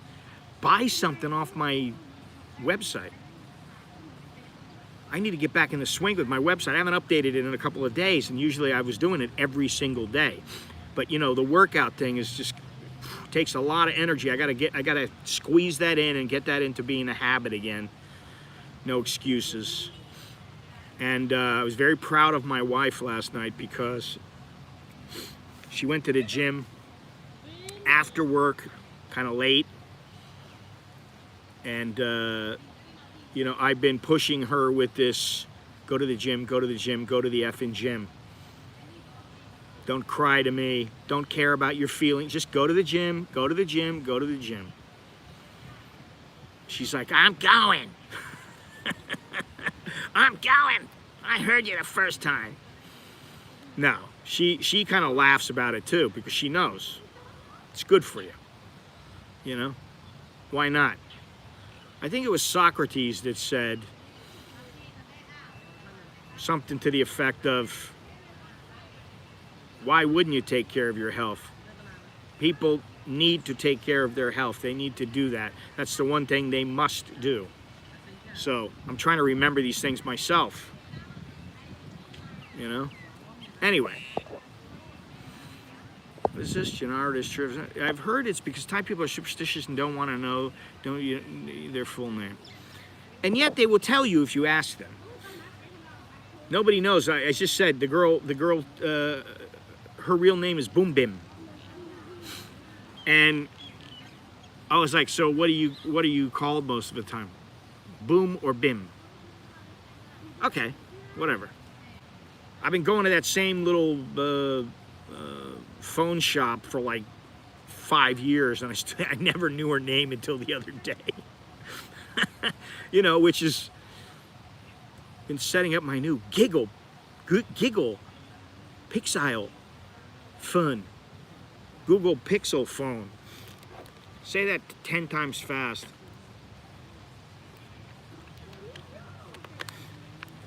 You'll have to send me a review video, Andy. Anyway, lovely day out. It is hot. My wife says it's because their names are too hard. Yeah, that's the real reason. Pete, listen, Thais are superstitious if you whistle. And you know, I like to whistle sometimes. Sometimes I'm walking down the street alone, I'm listening to a song and I'm like rocking out and I'm whistling. And if I walk by somebody, sometimes they... $700 Aussie. Okay, so that's what, 450 bucks? $462 or something like that. US. That's not bad.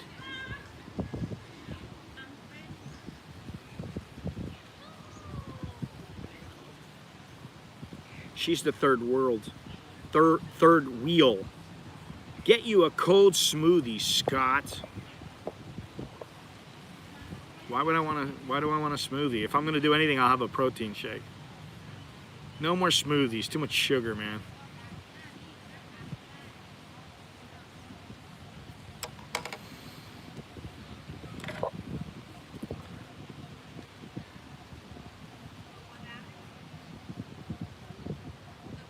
Not that I don't, you know, think about it sometimes. Oh, it'd be nice to have that. And then I just think, what are you doing everything for? Why am I doing this? Oh, so that I can have a smoothie? Well, I'm not where I want to be. It's not like, oh, I'll have a smoothie. I haven't had one in about a year. You know. Now, though, there's some things I haven't drank a soda in months and months and months. Really? Wow. I got a couple goals. If I meet my goal, I'll be 6 kilos under you.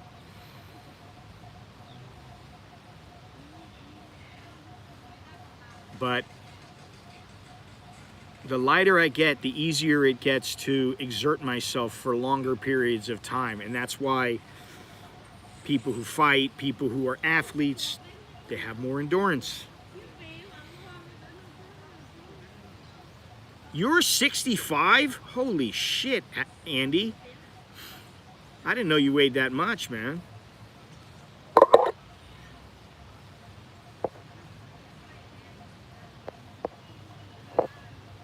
Okay, well, you can have some sugar then, Gennaro. Have all you want. I would say, you know, for most people, naturally occurring sugar. I'm not saying eat 10 mangoes a day or eat something that's got fructose or sucrose or whatever 10 times a day. I'm just saying that's too much, but you know, naturally occurring sugars for me once in a while, that's fine. I know that, you know, it's not going to affect me. It's not going to cause a lot of long-term damage to have. But you know, having sugary foods like sodas and stuff, man, I can't remember the last time I had a Coke or a Pepsi. And it used to be, and the thing is, that stuff, I don't care what anybody says, it's addictive. And it's addictive because of all the sugar they put in it. Man, I would come home and I'd come home from a stream, I'll admit it. I'd come home from a stream. I'm exhausted. I mean, like after some 4-hour walk, 5-hour walk. And I've drank water, I've drank Gatorade, which has a large amount of sugar. I think it's something like 28 grams of sugar. That's an ounce of sugar, man. That's a lot. You know, I'd have one of those, then I'd come home and I'd go, God, I'm so thirsty. And then have a water, but I'd stop in at the little market near our house. I'd get myself a Pepsi, and I'd always make sure I get the biggest Pepsi for the least amount of money. And I would guzzle it. Put ice in there and drink it. Now, you know, no soda. Really water, tea. I'm not drinking fruit juice. That's good, Gennaro. Gennaro, you're starting to sound like you're in very good shape. You're knowledgeable about, you know, got to save room for the beer. I will say this. I haven't drank any beer in a while. And I don't plan on starting. And actually, I was speaking to Jono yesterday. And Jono has said, I don't want to drink beer every day because it defeats the purpose. It's, if you want to have a beer once in a while, you know, on a weekend, or you go out with your buddies and you want to have a beer, that's fine. But not every day just for the sake of doing something. Now, he weighs 65 kilos, which is quite a lot. I didn't think he weighed that much. I thought he was around maybe 58, 57. But when I go to Ireland, I will have a Guinness. I'm going to have a Guinness.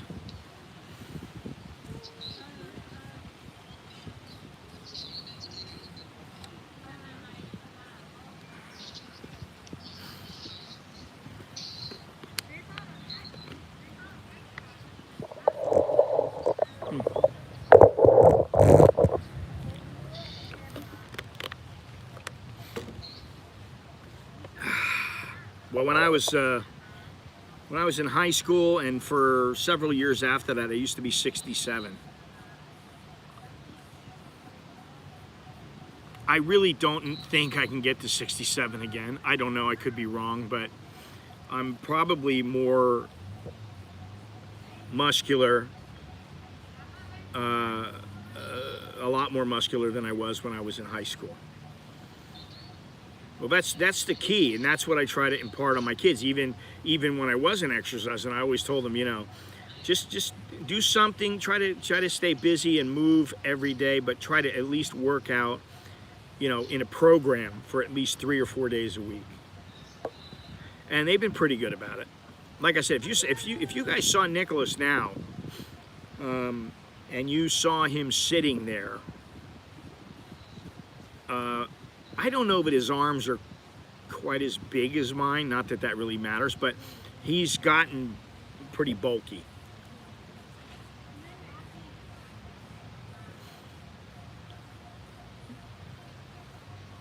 Well, chubby means you have a higher, what do you call it, BMI. Ideally, you should be lean and strong. You don't have to be big. I mean, that's my opinion. I don't know scientifically, but I know, like, if you guys ever watch any old jiu-jitsu and old like MMA stuff, Rickson Gracie, to me, guy had the ideal physique. Some of the guys in UFC, Paulo Costa, Yoel Romero, these guys are incredible, and you know, they're probably always going to be in good condition.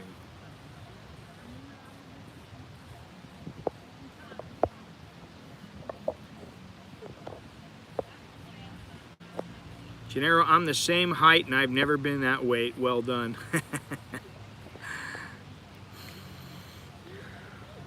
What guy? What? Yes, I'm showing you some.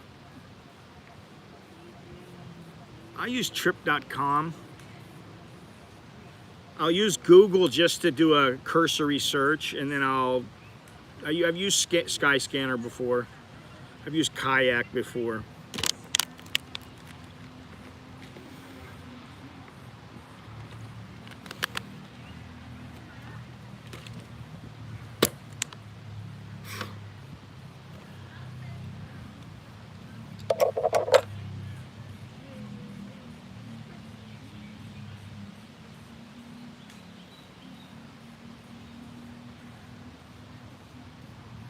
It's a beautiful day in the neighborhood, for sure.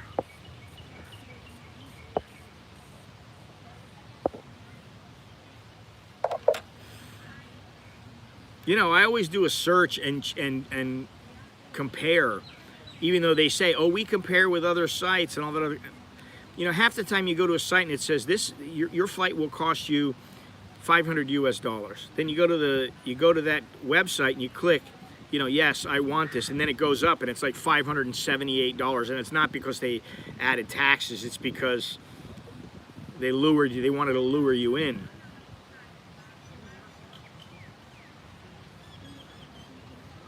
I do like that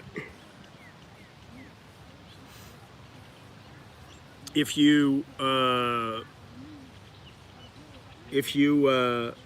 want, you can sit under a tree here pretty easily or sit in the shade. I think that's pretty important, especially at this time.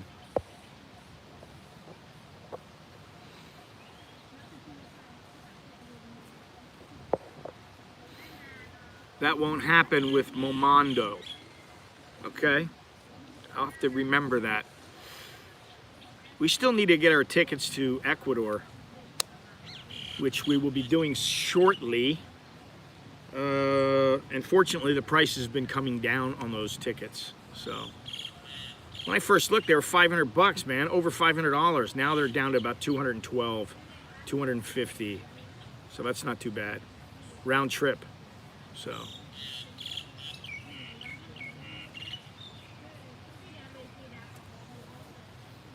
Oh, these chicks are Thai.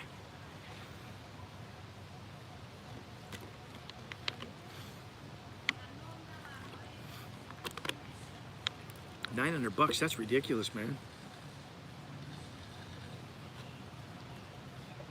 Gone are those days when you can get a ticket for $500 or $600 from LA, round trip. And I used to do it.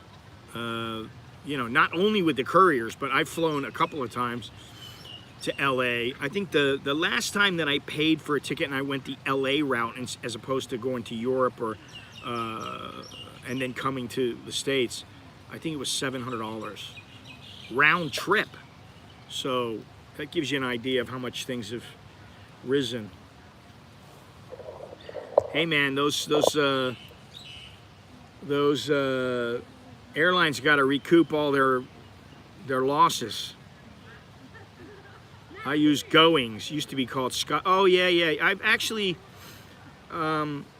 I think Carnivore Chronicles recommended that to me, and I remember when it was Scott's because of my name, obviously, Scotch Cheap Trips.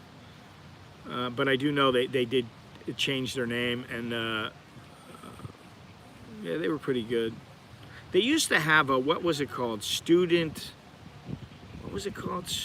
Travel Association. And I think it's still around, but it's not what it used to be. And it used to have they used to have some pretty good prices on stuff. But you know, nowadays you can find out, and 1,000 Aussie each. Yeah, I don't remember if it's the only one, if only flights from.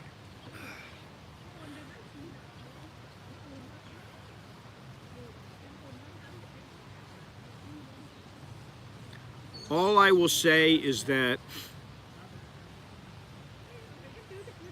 we got our tickets and it was not done quickly. We spent, between my wife and I, we probably spent a week looking for tickets. More than a week. Probably 10 days, maybe 2 weeks. We looked and looked and looked, and we wanted to make sure we did it on the right day and on the right site, and we just kept going back and back and back, and we finally narrowed it down, and that's how we did it.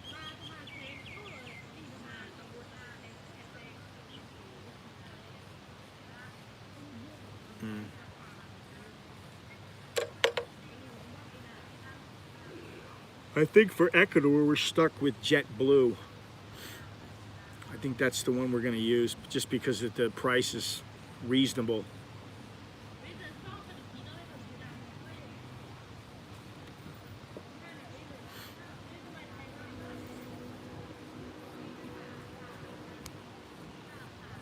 Anyway, let me see some more of these questions here.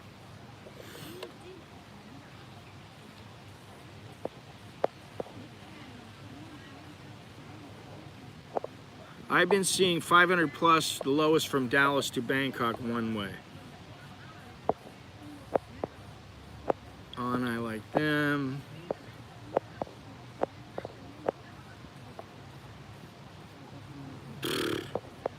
Good luck finding that. I'm sure you could find it, but it would cost you an arm and a leg.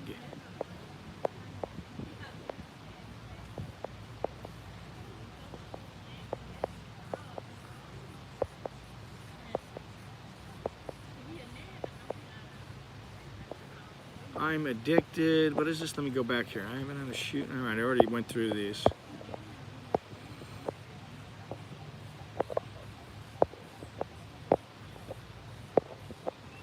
Scott's dreaming about that Guinness. Well, I wouldn't go that far, but I'm looking forward to it. Good morning, Scott. Was a boxer, yeah. I boxed a little bit. I did a little Muay Thai, did a little kickboxing, a little shoot boxing. I did a little everything. I'm an old man now, though. I'm in it for fun now. I'm in it for fitness now. Where am I? Best bet is a boat from New York to England and then fly. Yeah, or take a train if you really want to be adventurous. Which, believe me, I looked into taking trains, flying to Rome, and then taking a train to elsewhere. The reason that we're taking the Portugal flight is because it was quite cheap, quite reasonable. Do you now where the U.S. Pentagon is, Scott? What are you, fucking smartass?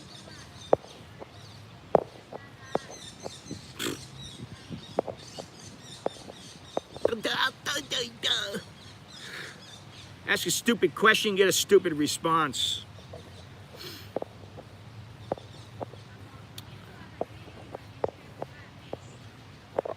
I take a boat to Bangkok from the U.S. if I could. I'd only do it if, you know, it was a triangle boat.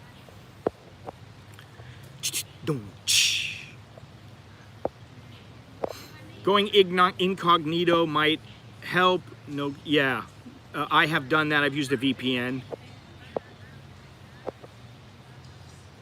You know, because some places they just think that people won't pay that kind of money. In the United States, they figure everybody's going to take big money.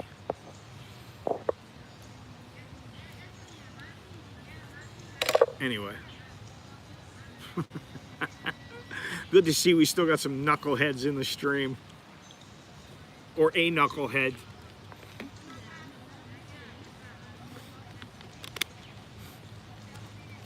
I really don't like the word chowderhead anymore. I like bonehead. I like bonehead better than knucklehead. I like knucklehead better than chowderhead, and I actually like chucklehead. I like that too. I like all of them. Pigeon just flew over me. You know what that means. Oh, that's a bird, huh? Oh, there's a little bird over there. Okay.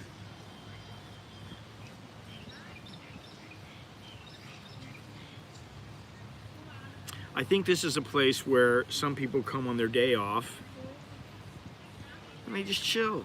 They chill, they hang out, they have a little picnic. Listen to music, have a little picnic.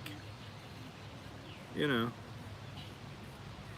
No reason to know where the Pentagon is unless you work there.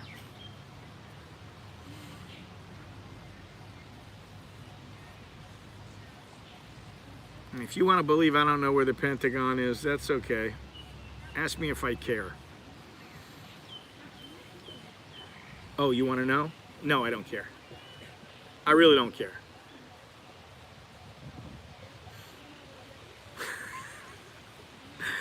You're welcome. I wasn't referring to you, but you know, okay.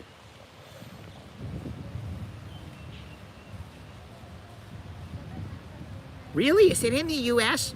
Gosh, I thought it was somewhere else. I thought it was in Moscow.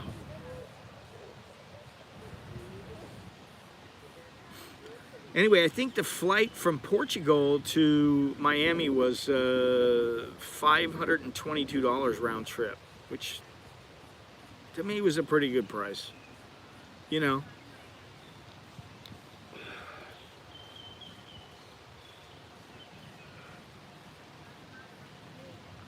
Oh man.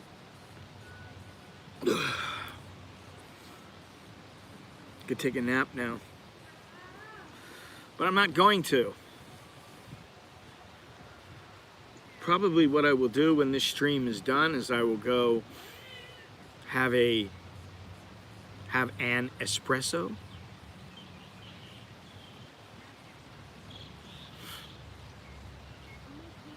Listen, we're stopping in Amsterdam, that'll work.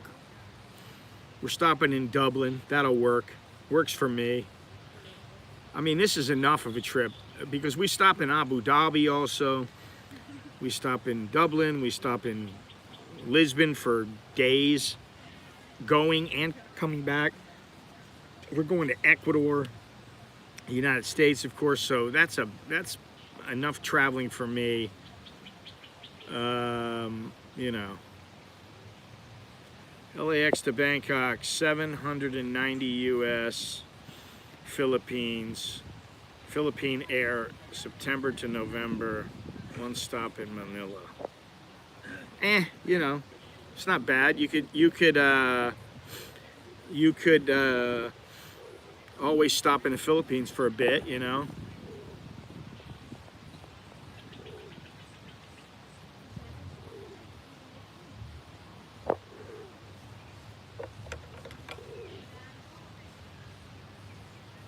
We got pigeons.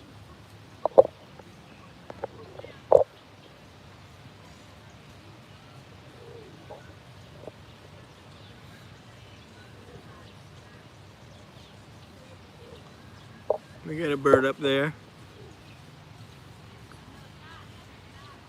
Don't shit on me now. Oh, there's one up here too. I'm right pretty much with a little bit of wind. It could carry and hit me right on the head. Dude, don't take a shit, please. My luck, he probably would. Oh, man.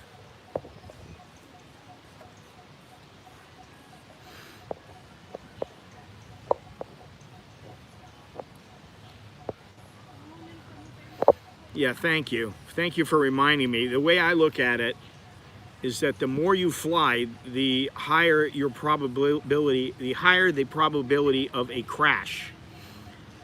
And, you know, I don't like thinking about that. That is not a way I want to go in a plane crash. No, thank you.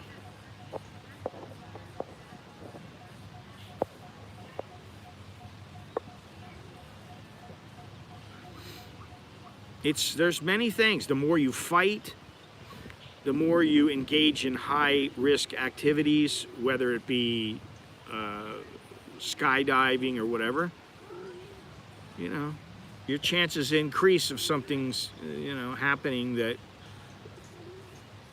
is not so good.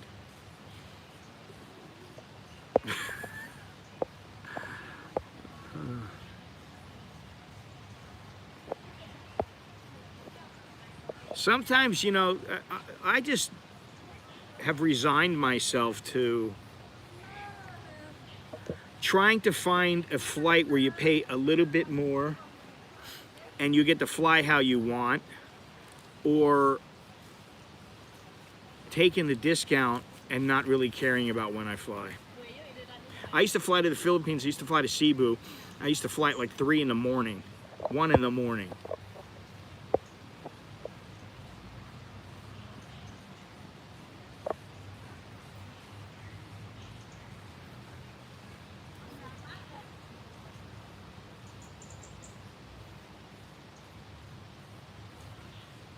Selfie. Oi, selfie. Selfie, selfie.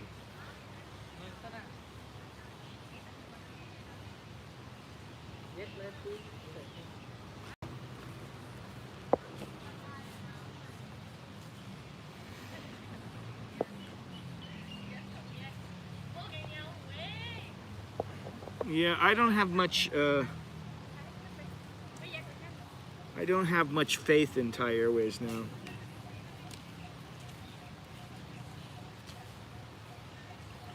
For a number of reasons.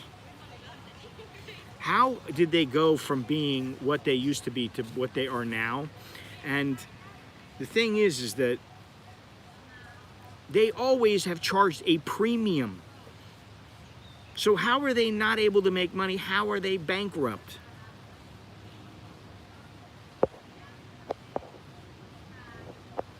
I like the Japan airport. 7-Eleven is better than Thailand.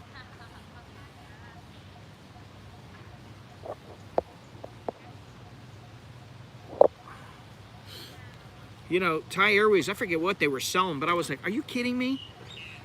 They were like selling something. It was like they were trying to sell their merch or something to try to raise money. I'm like, is it that bad?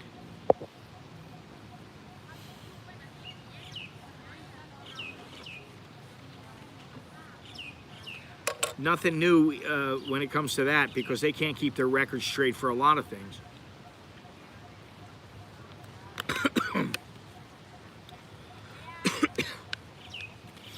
That's what it is. The executive bonuses and the you know, free flying for all of their cronies who allegedly you know, fly first class and get the works, and then it ends up costing an arm and a leg, and they could have made money from somebody who was actually paying. Singapore Air is pretty good. I liked Dubai. Dubai was pretty good too. Have a lot of nice shops in Dubai.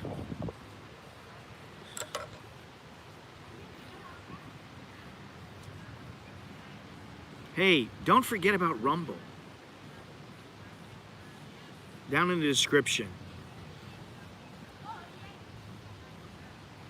Click the button, click the link, click whatever button you want, but click the link down there next to Rumble and add yourself. Their system takes forever to add videos. Forever. But right now I got time, so it's not a big deal, but you know, I still need to do a test stream over there, and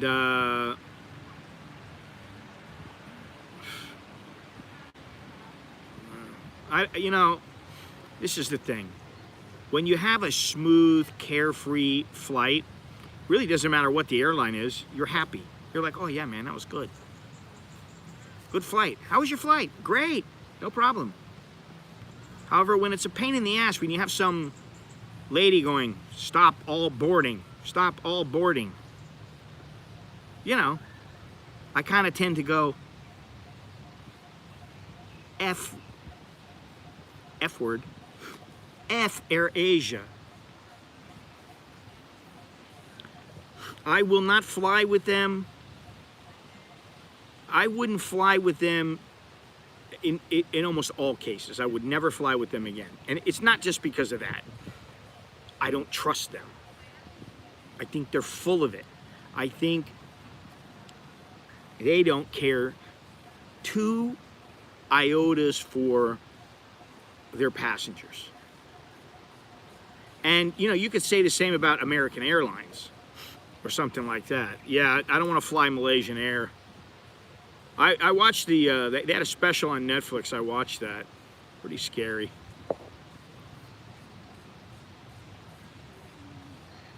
I've stayed in Singapore, I don't know, 7 or 8 times, 10 times, something like that. But I stayed a couple of times for long periods of time, long being about a month. And I was bored out of my head for the most part, but I did like it there. And, you know, fortunately, at the time it wasn't on my dime because, yeah, it was expensive. But the times that I have gone on my dime, one time I stayed in a hostel. And another time I stayed in a decent hotel. And I was lucky. I got it for like 40 bucks. I don't love Singapore. I like it for a couple of days. Yeah, Singapore. That's about how, you know, that's how it should be referred to. And I don't want to go into the, I don't want to go into the casino or anything. I don't care about that. You know, I don't care enough I don't care about anything enough in Singapore to go and watch the event or to, I've already been there. What do I want to go there again for? You know?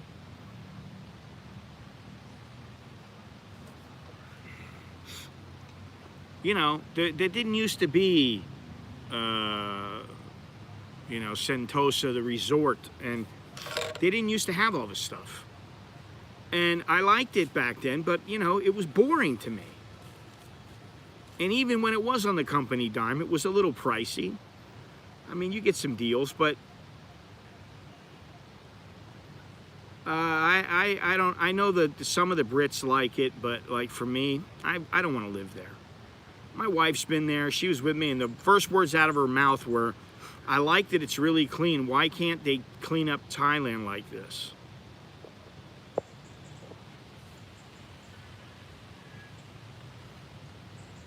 I mean, why would I give a shit about that? Been to Universal Studios, been to Disney World and all that stuff, Disneyland. Been to Knott's Berry Farm. Been to New York, and Vegas and took the roller coaster. You know, I've done all that kind of stuff. And not only that, to me, Singapore is boring. Now, I know there's a lot of things you can do. And, you know, if you really apply yourself. But I didn't like the vibe as much as I like the vibe in Thailand. And it's the same thing with the Philippines. It's not that I hate the Philippines. I don't hate the Philippines. I don't particularly like a lot of their food because it's oily and greasy and fatty. And, you know, yes, I know there's some good food, of course. But the vibe is not the same as it is here. And, you know, it's hard to put into words what that vibe is. It is definitely a laid-back, stress-free vibe. Might been rye, you know. Well, I like the oily, greasy when it's done by me the way that I want it. Not you're having some meat and then you just look down and it's completely covered up with nasty oil and Crisco and, you know, whatever else. Go to the Philippines, eat that food, and tell me if you really like it. Fire dude, you ever go down to Khlong? Or to the 4 Floors of Horror? If you read my book, there's a story from the 4 Floors of Horrors. There's a story in there, and they call me Farang.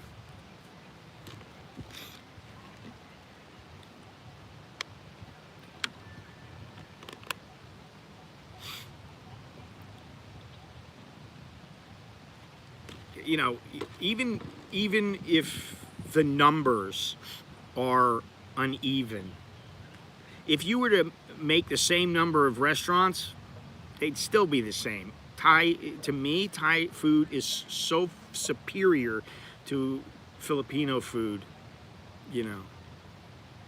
Well, Orchard Towers, you know, that's the first place a lot of guys go.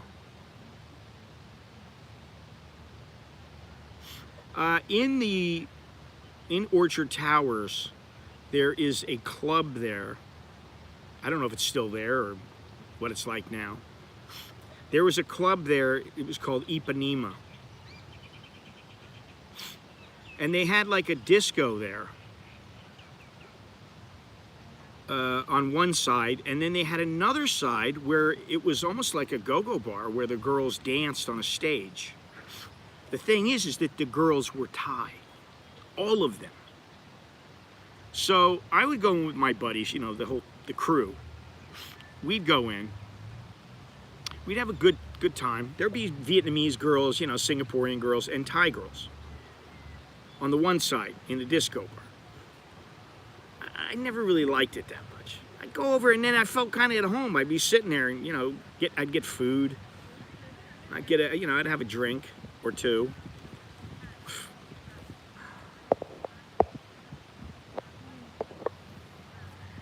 I gotta make a shirt. I have to make a shirt real quick. Professional triangle hunter. But you know, I would go in there, and I'd go in there. Usually, I'd go in there with a couple of buddies. You know, I'd go to the place where the Thai girls were, and once they found out you know that I spoke a little Thai, or that you know some of the guys with us spoke Thai, it was a lot of fun, man. You know, go in there, drop a few bucks, you know, have a couple of drinks, buy the girls a couple of drinks, get some food, you know, some appetizers and stuff, and it was a lot of fun. I did have fun there. I did have fun at that place, but I went to some clubs and some nice bars and stuff like that, pubs, and yeah, the vibe to me is, I mean, I'll give you an example. The vibe, and you know, Fire Dude, you may know exactly what I'm talking about, or maybe you don't, maybe you disagree, I don't know. But I'd be sitting in a pub or a bar, not a real noisy place. I'd be sitting there with my buddies. We're talking about boxing, women, money, whatever, right? But all the Singaporeans would be talking about what they were doing at work that day, or their latest project, or the report that has to come up.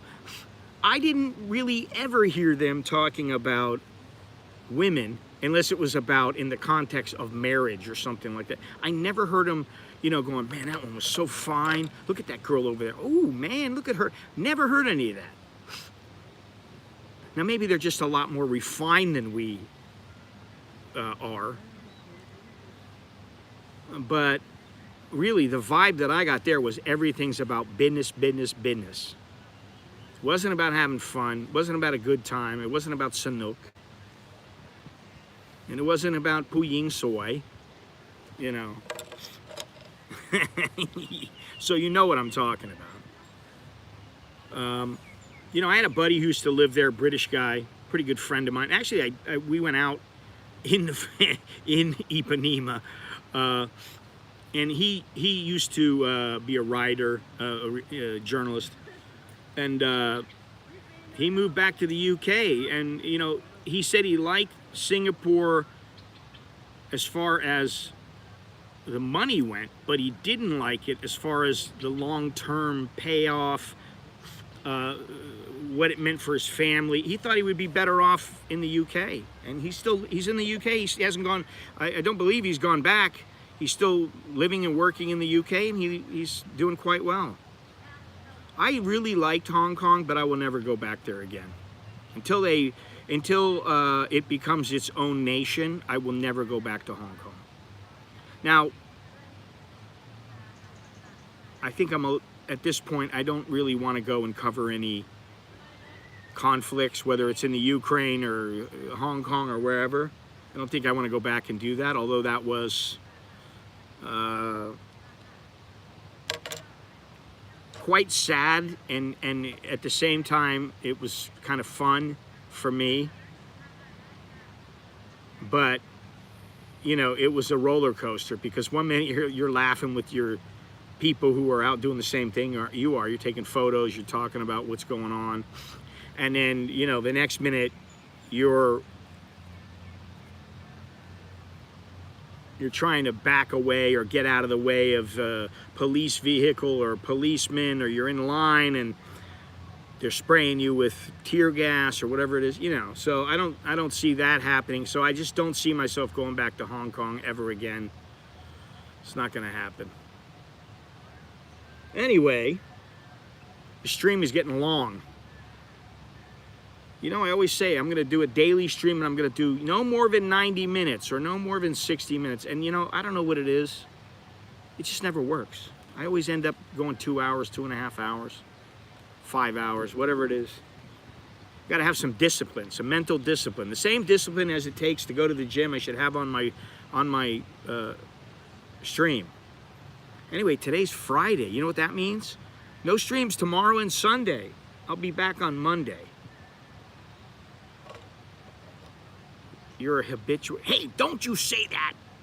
Don't you say that, Teddy Mellencamp. Well, you're straight out calling me a liar. She called her a pretender. and the girl got so pissed off. I was like, oh my God, you guys are arguing about this shit. For what? You know? Oh, it's 11:30, which is kind of perfect, because by the time I get over there, get done, run an errand or two, it'll be feeding time, it'll be grazing time. The people to my right left, now the people to my left have left or are leaving, so I guess it's a good time to leave. Thank you very much for watching. Appreciate everybody kind of listening, not listening. Thank you very much. Random commenter right at the buzzer. Thank you. Appreciate that. Choke D to you.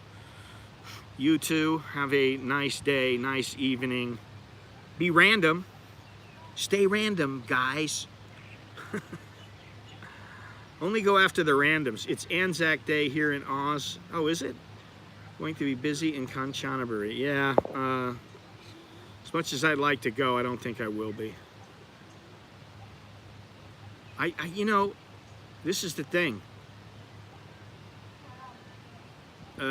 Start an exercise program, and at least in the first couple of months, it's going to require a significant commitment, because for me the recuperation time is so long, you know. So it's really cutting into the amount of time I have. I'm going to try to whittle down the channel streams, the daily Mallon. I'm going to try to whittle them down to 90 minutes. So if you have a better time for me to start streaming, wherever you may be, and I'm also going to try to do a nightly stream, like not nightly, but a once a week at night stream for other people, then please leave it in the comments. Tell me, you know, hey, this time is good for me, or I think you'd be better off if you started streaming at whatever time. Let me know, because I'm always interested. But I've just been doing it at this time for so well, I did say daily, so, you know, I guess if I decide to stream this weekend, I'm not really lying, because it's called the Daily Mallon. I have to think about that one. You never know, but I should stick to my guns, be disciplined. Mental discipline. You know? Everybody's just chilling here, man. I like it. That's what they do here. I forgot what people do at the park. Anyway. Yeah, go out with the wife, Dallo. Spend a little time with her. Give her a kiss and tell her how much you love her.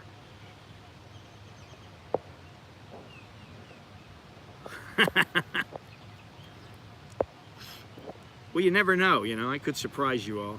Wouldn't be the first time. Although, I just, you know, Monday and Fridays are bad days to go out and search for a nice coffee shop.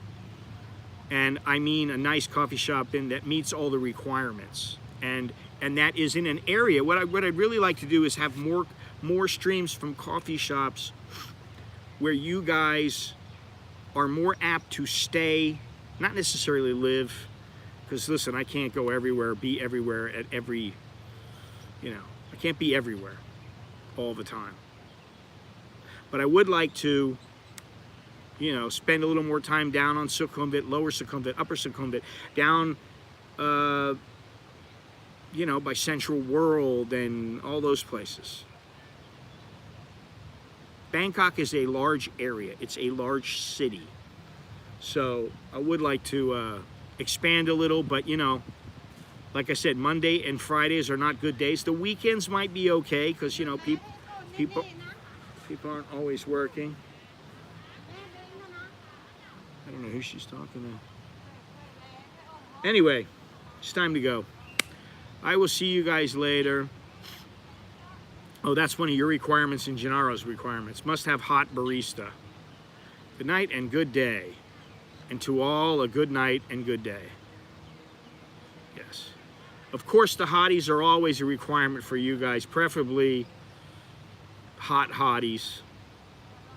Until next time, I shall bid you all adieu. You're welcome and thank you. And I will talk to you guys later. Choke D. Leo Jerk and I'm Scott. I'm American in Bangkok. For now. Oh, the baby ran away. All right, I'll talk to you later.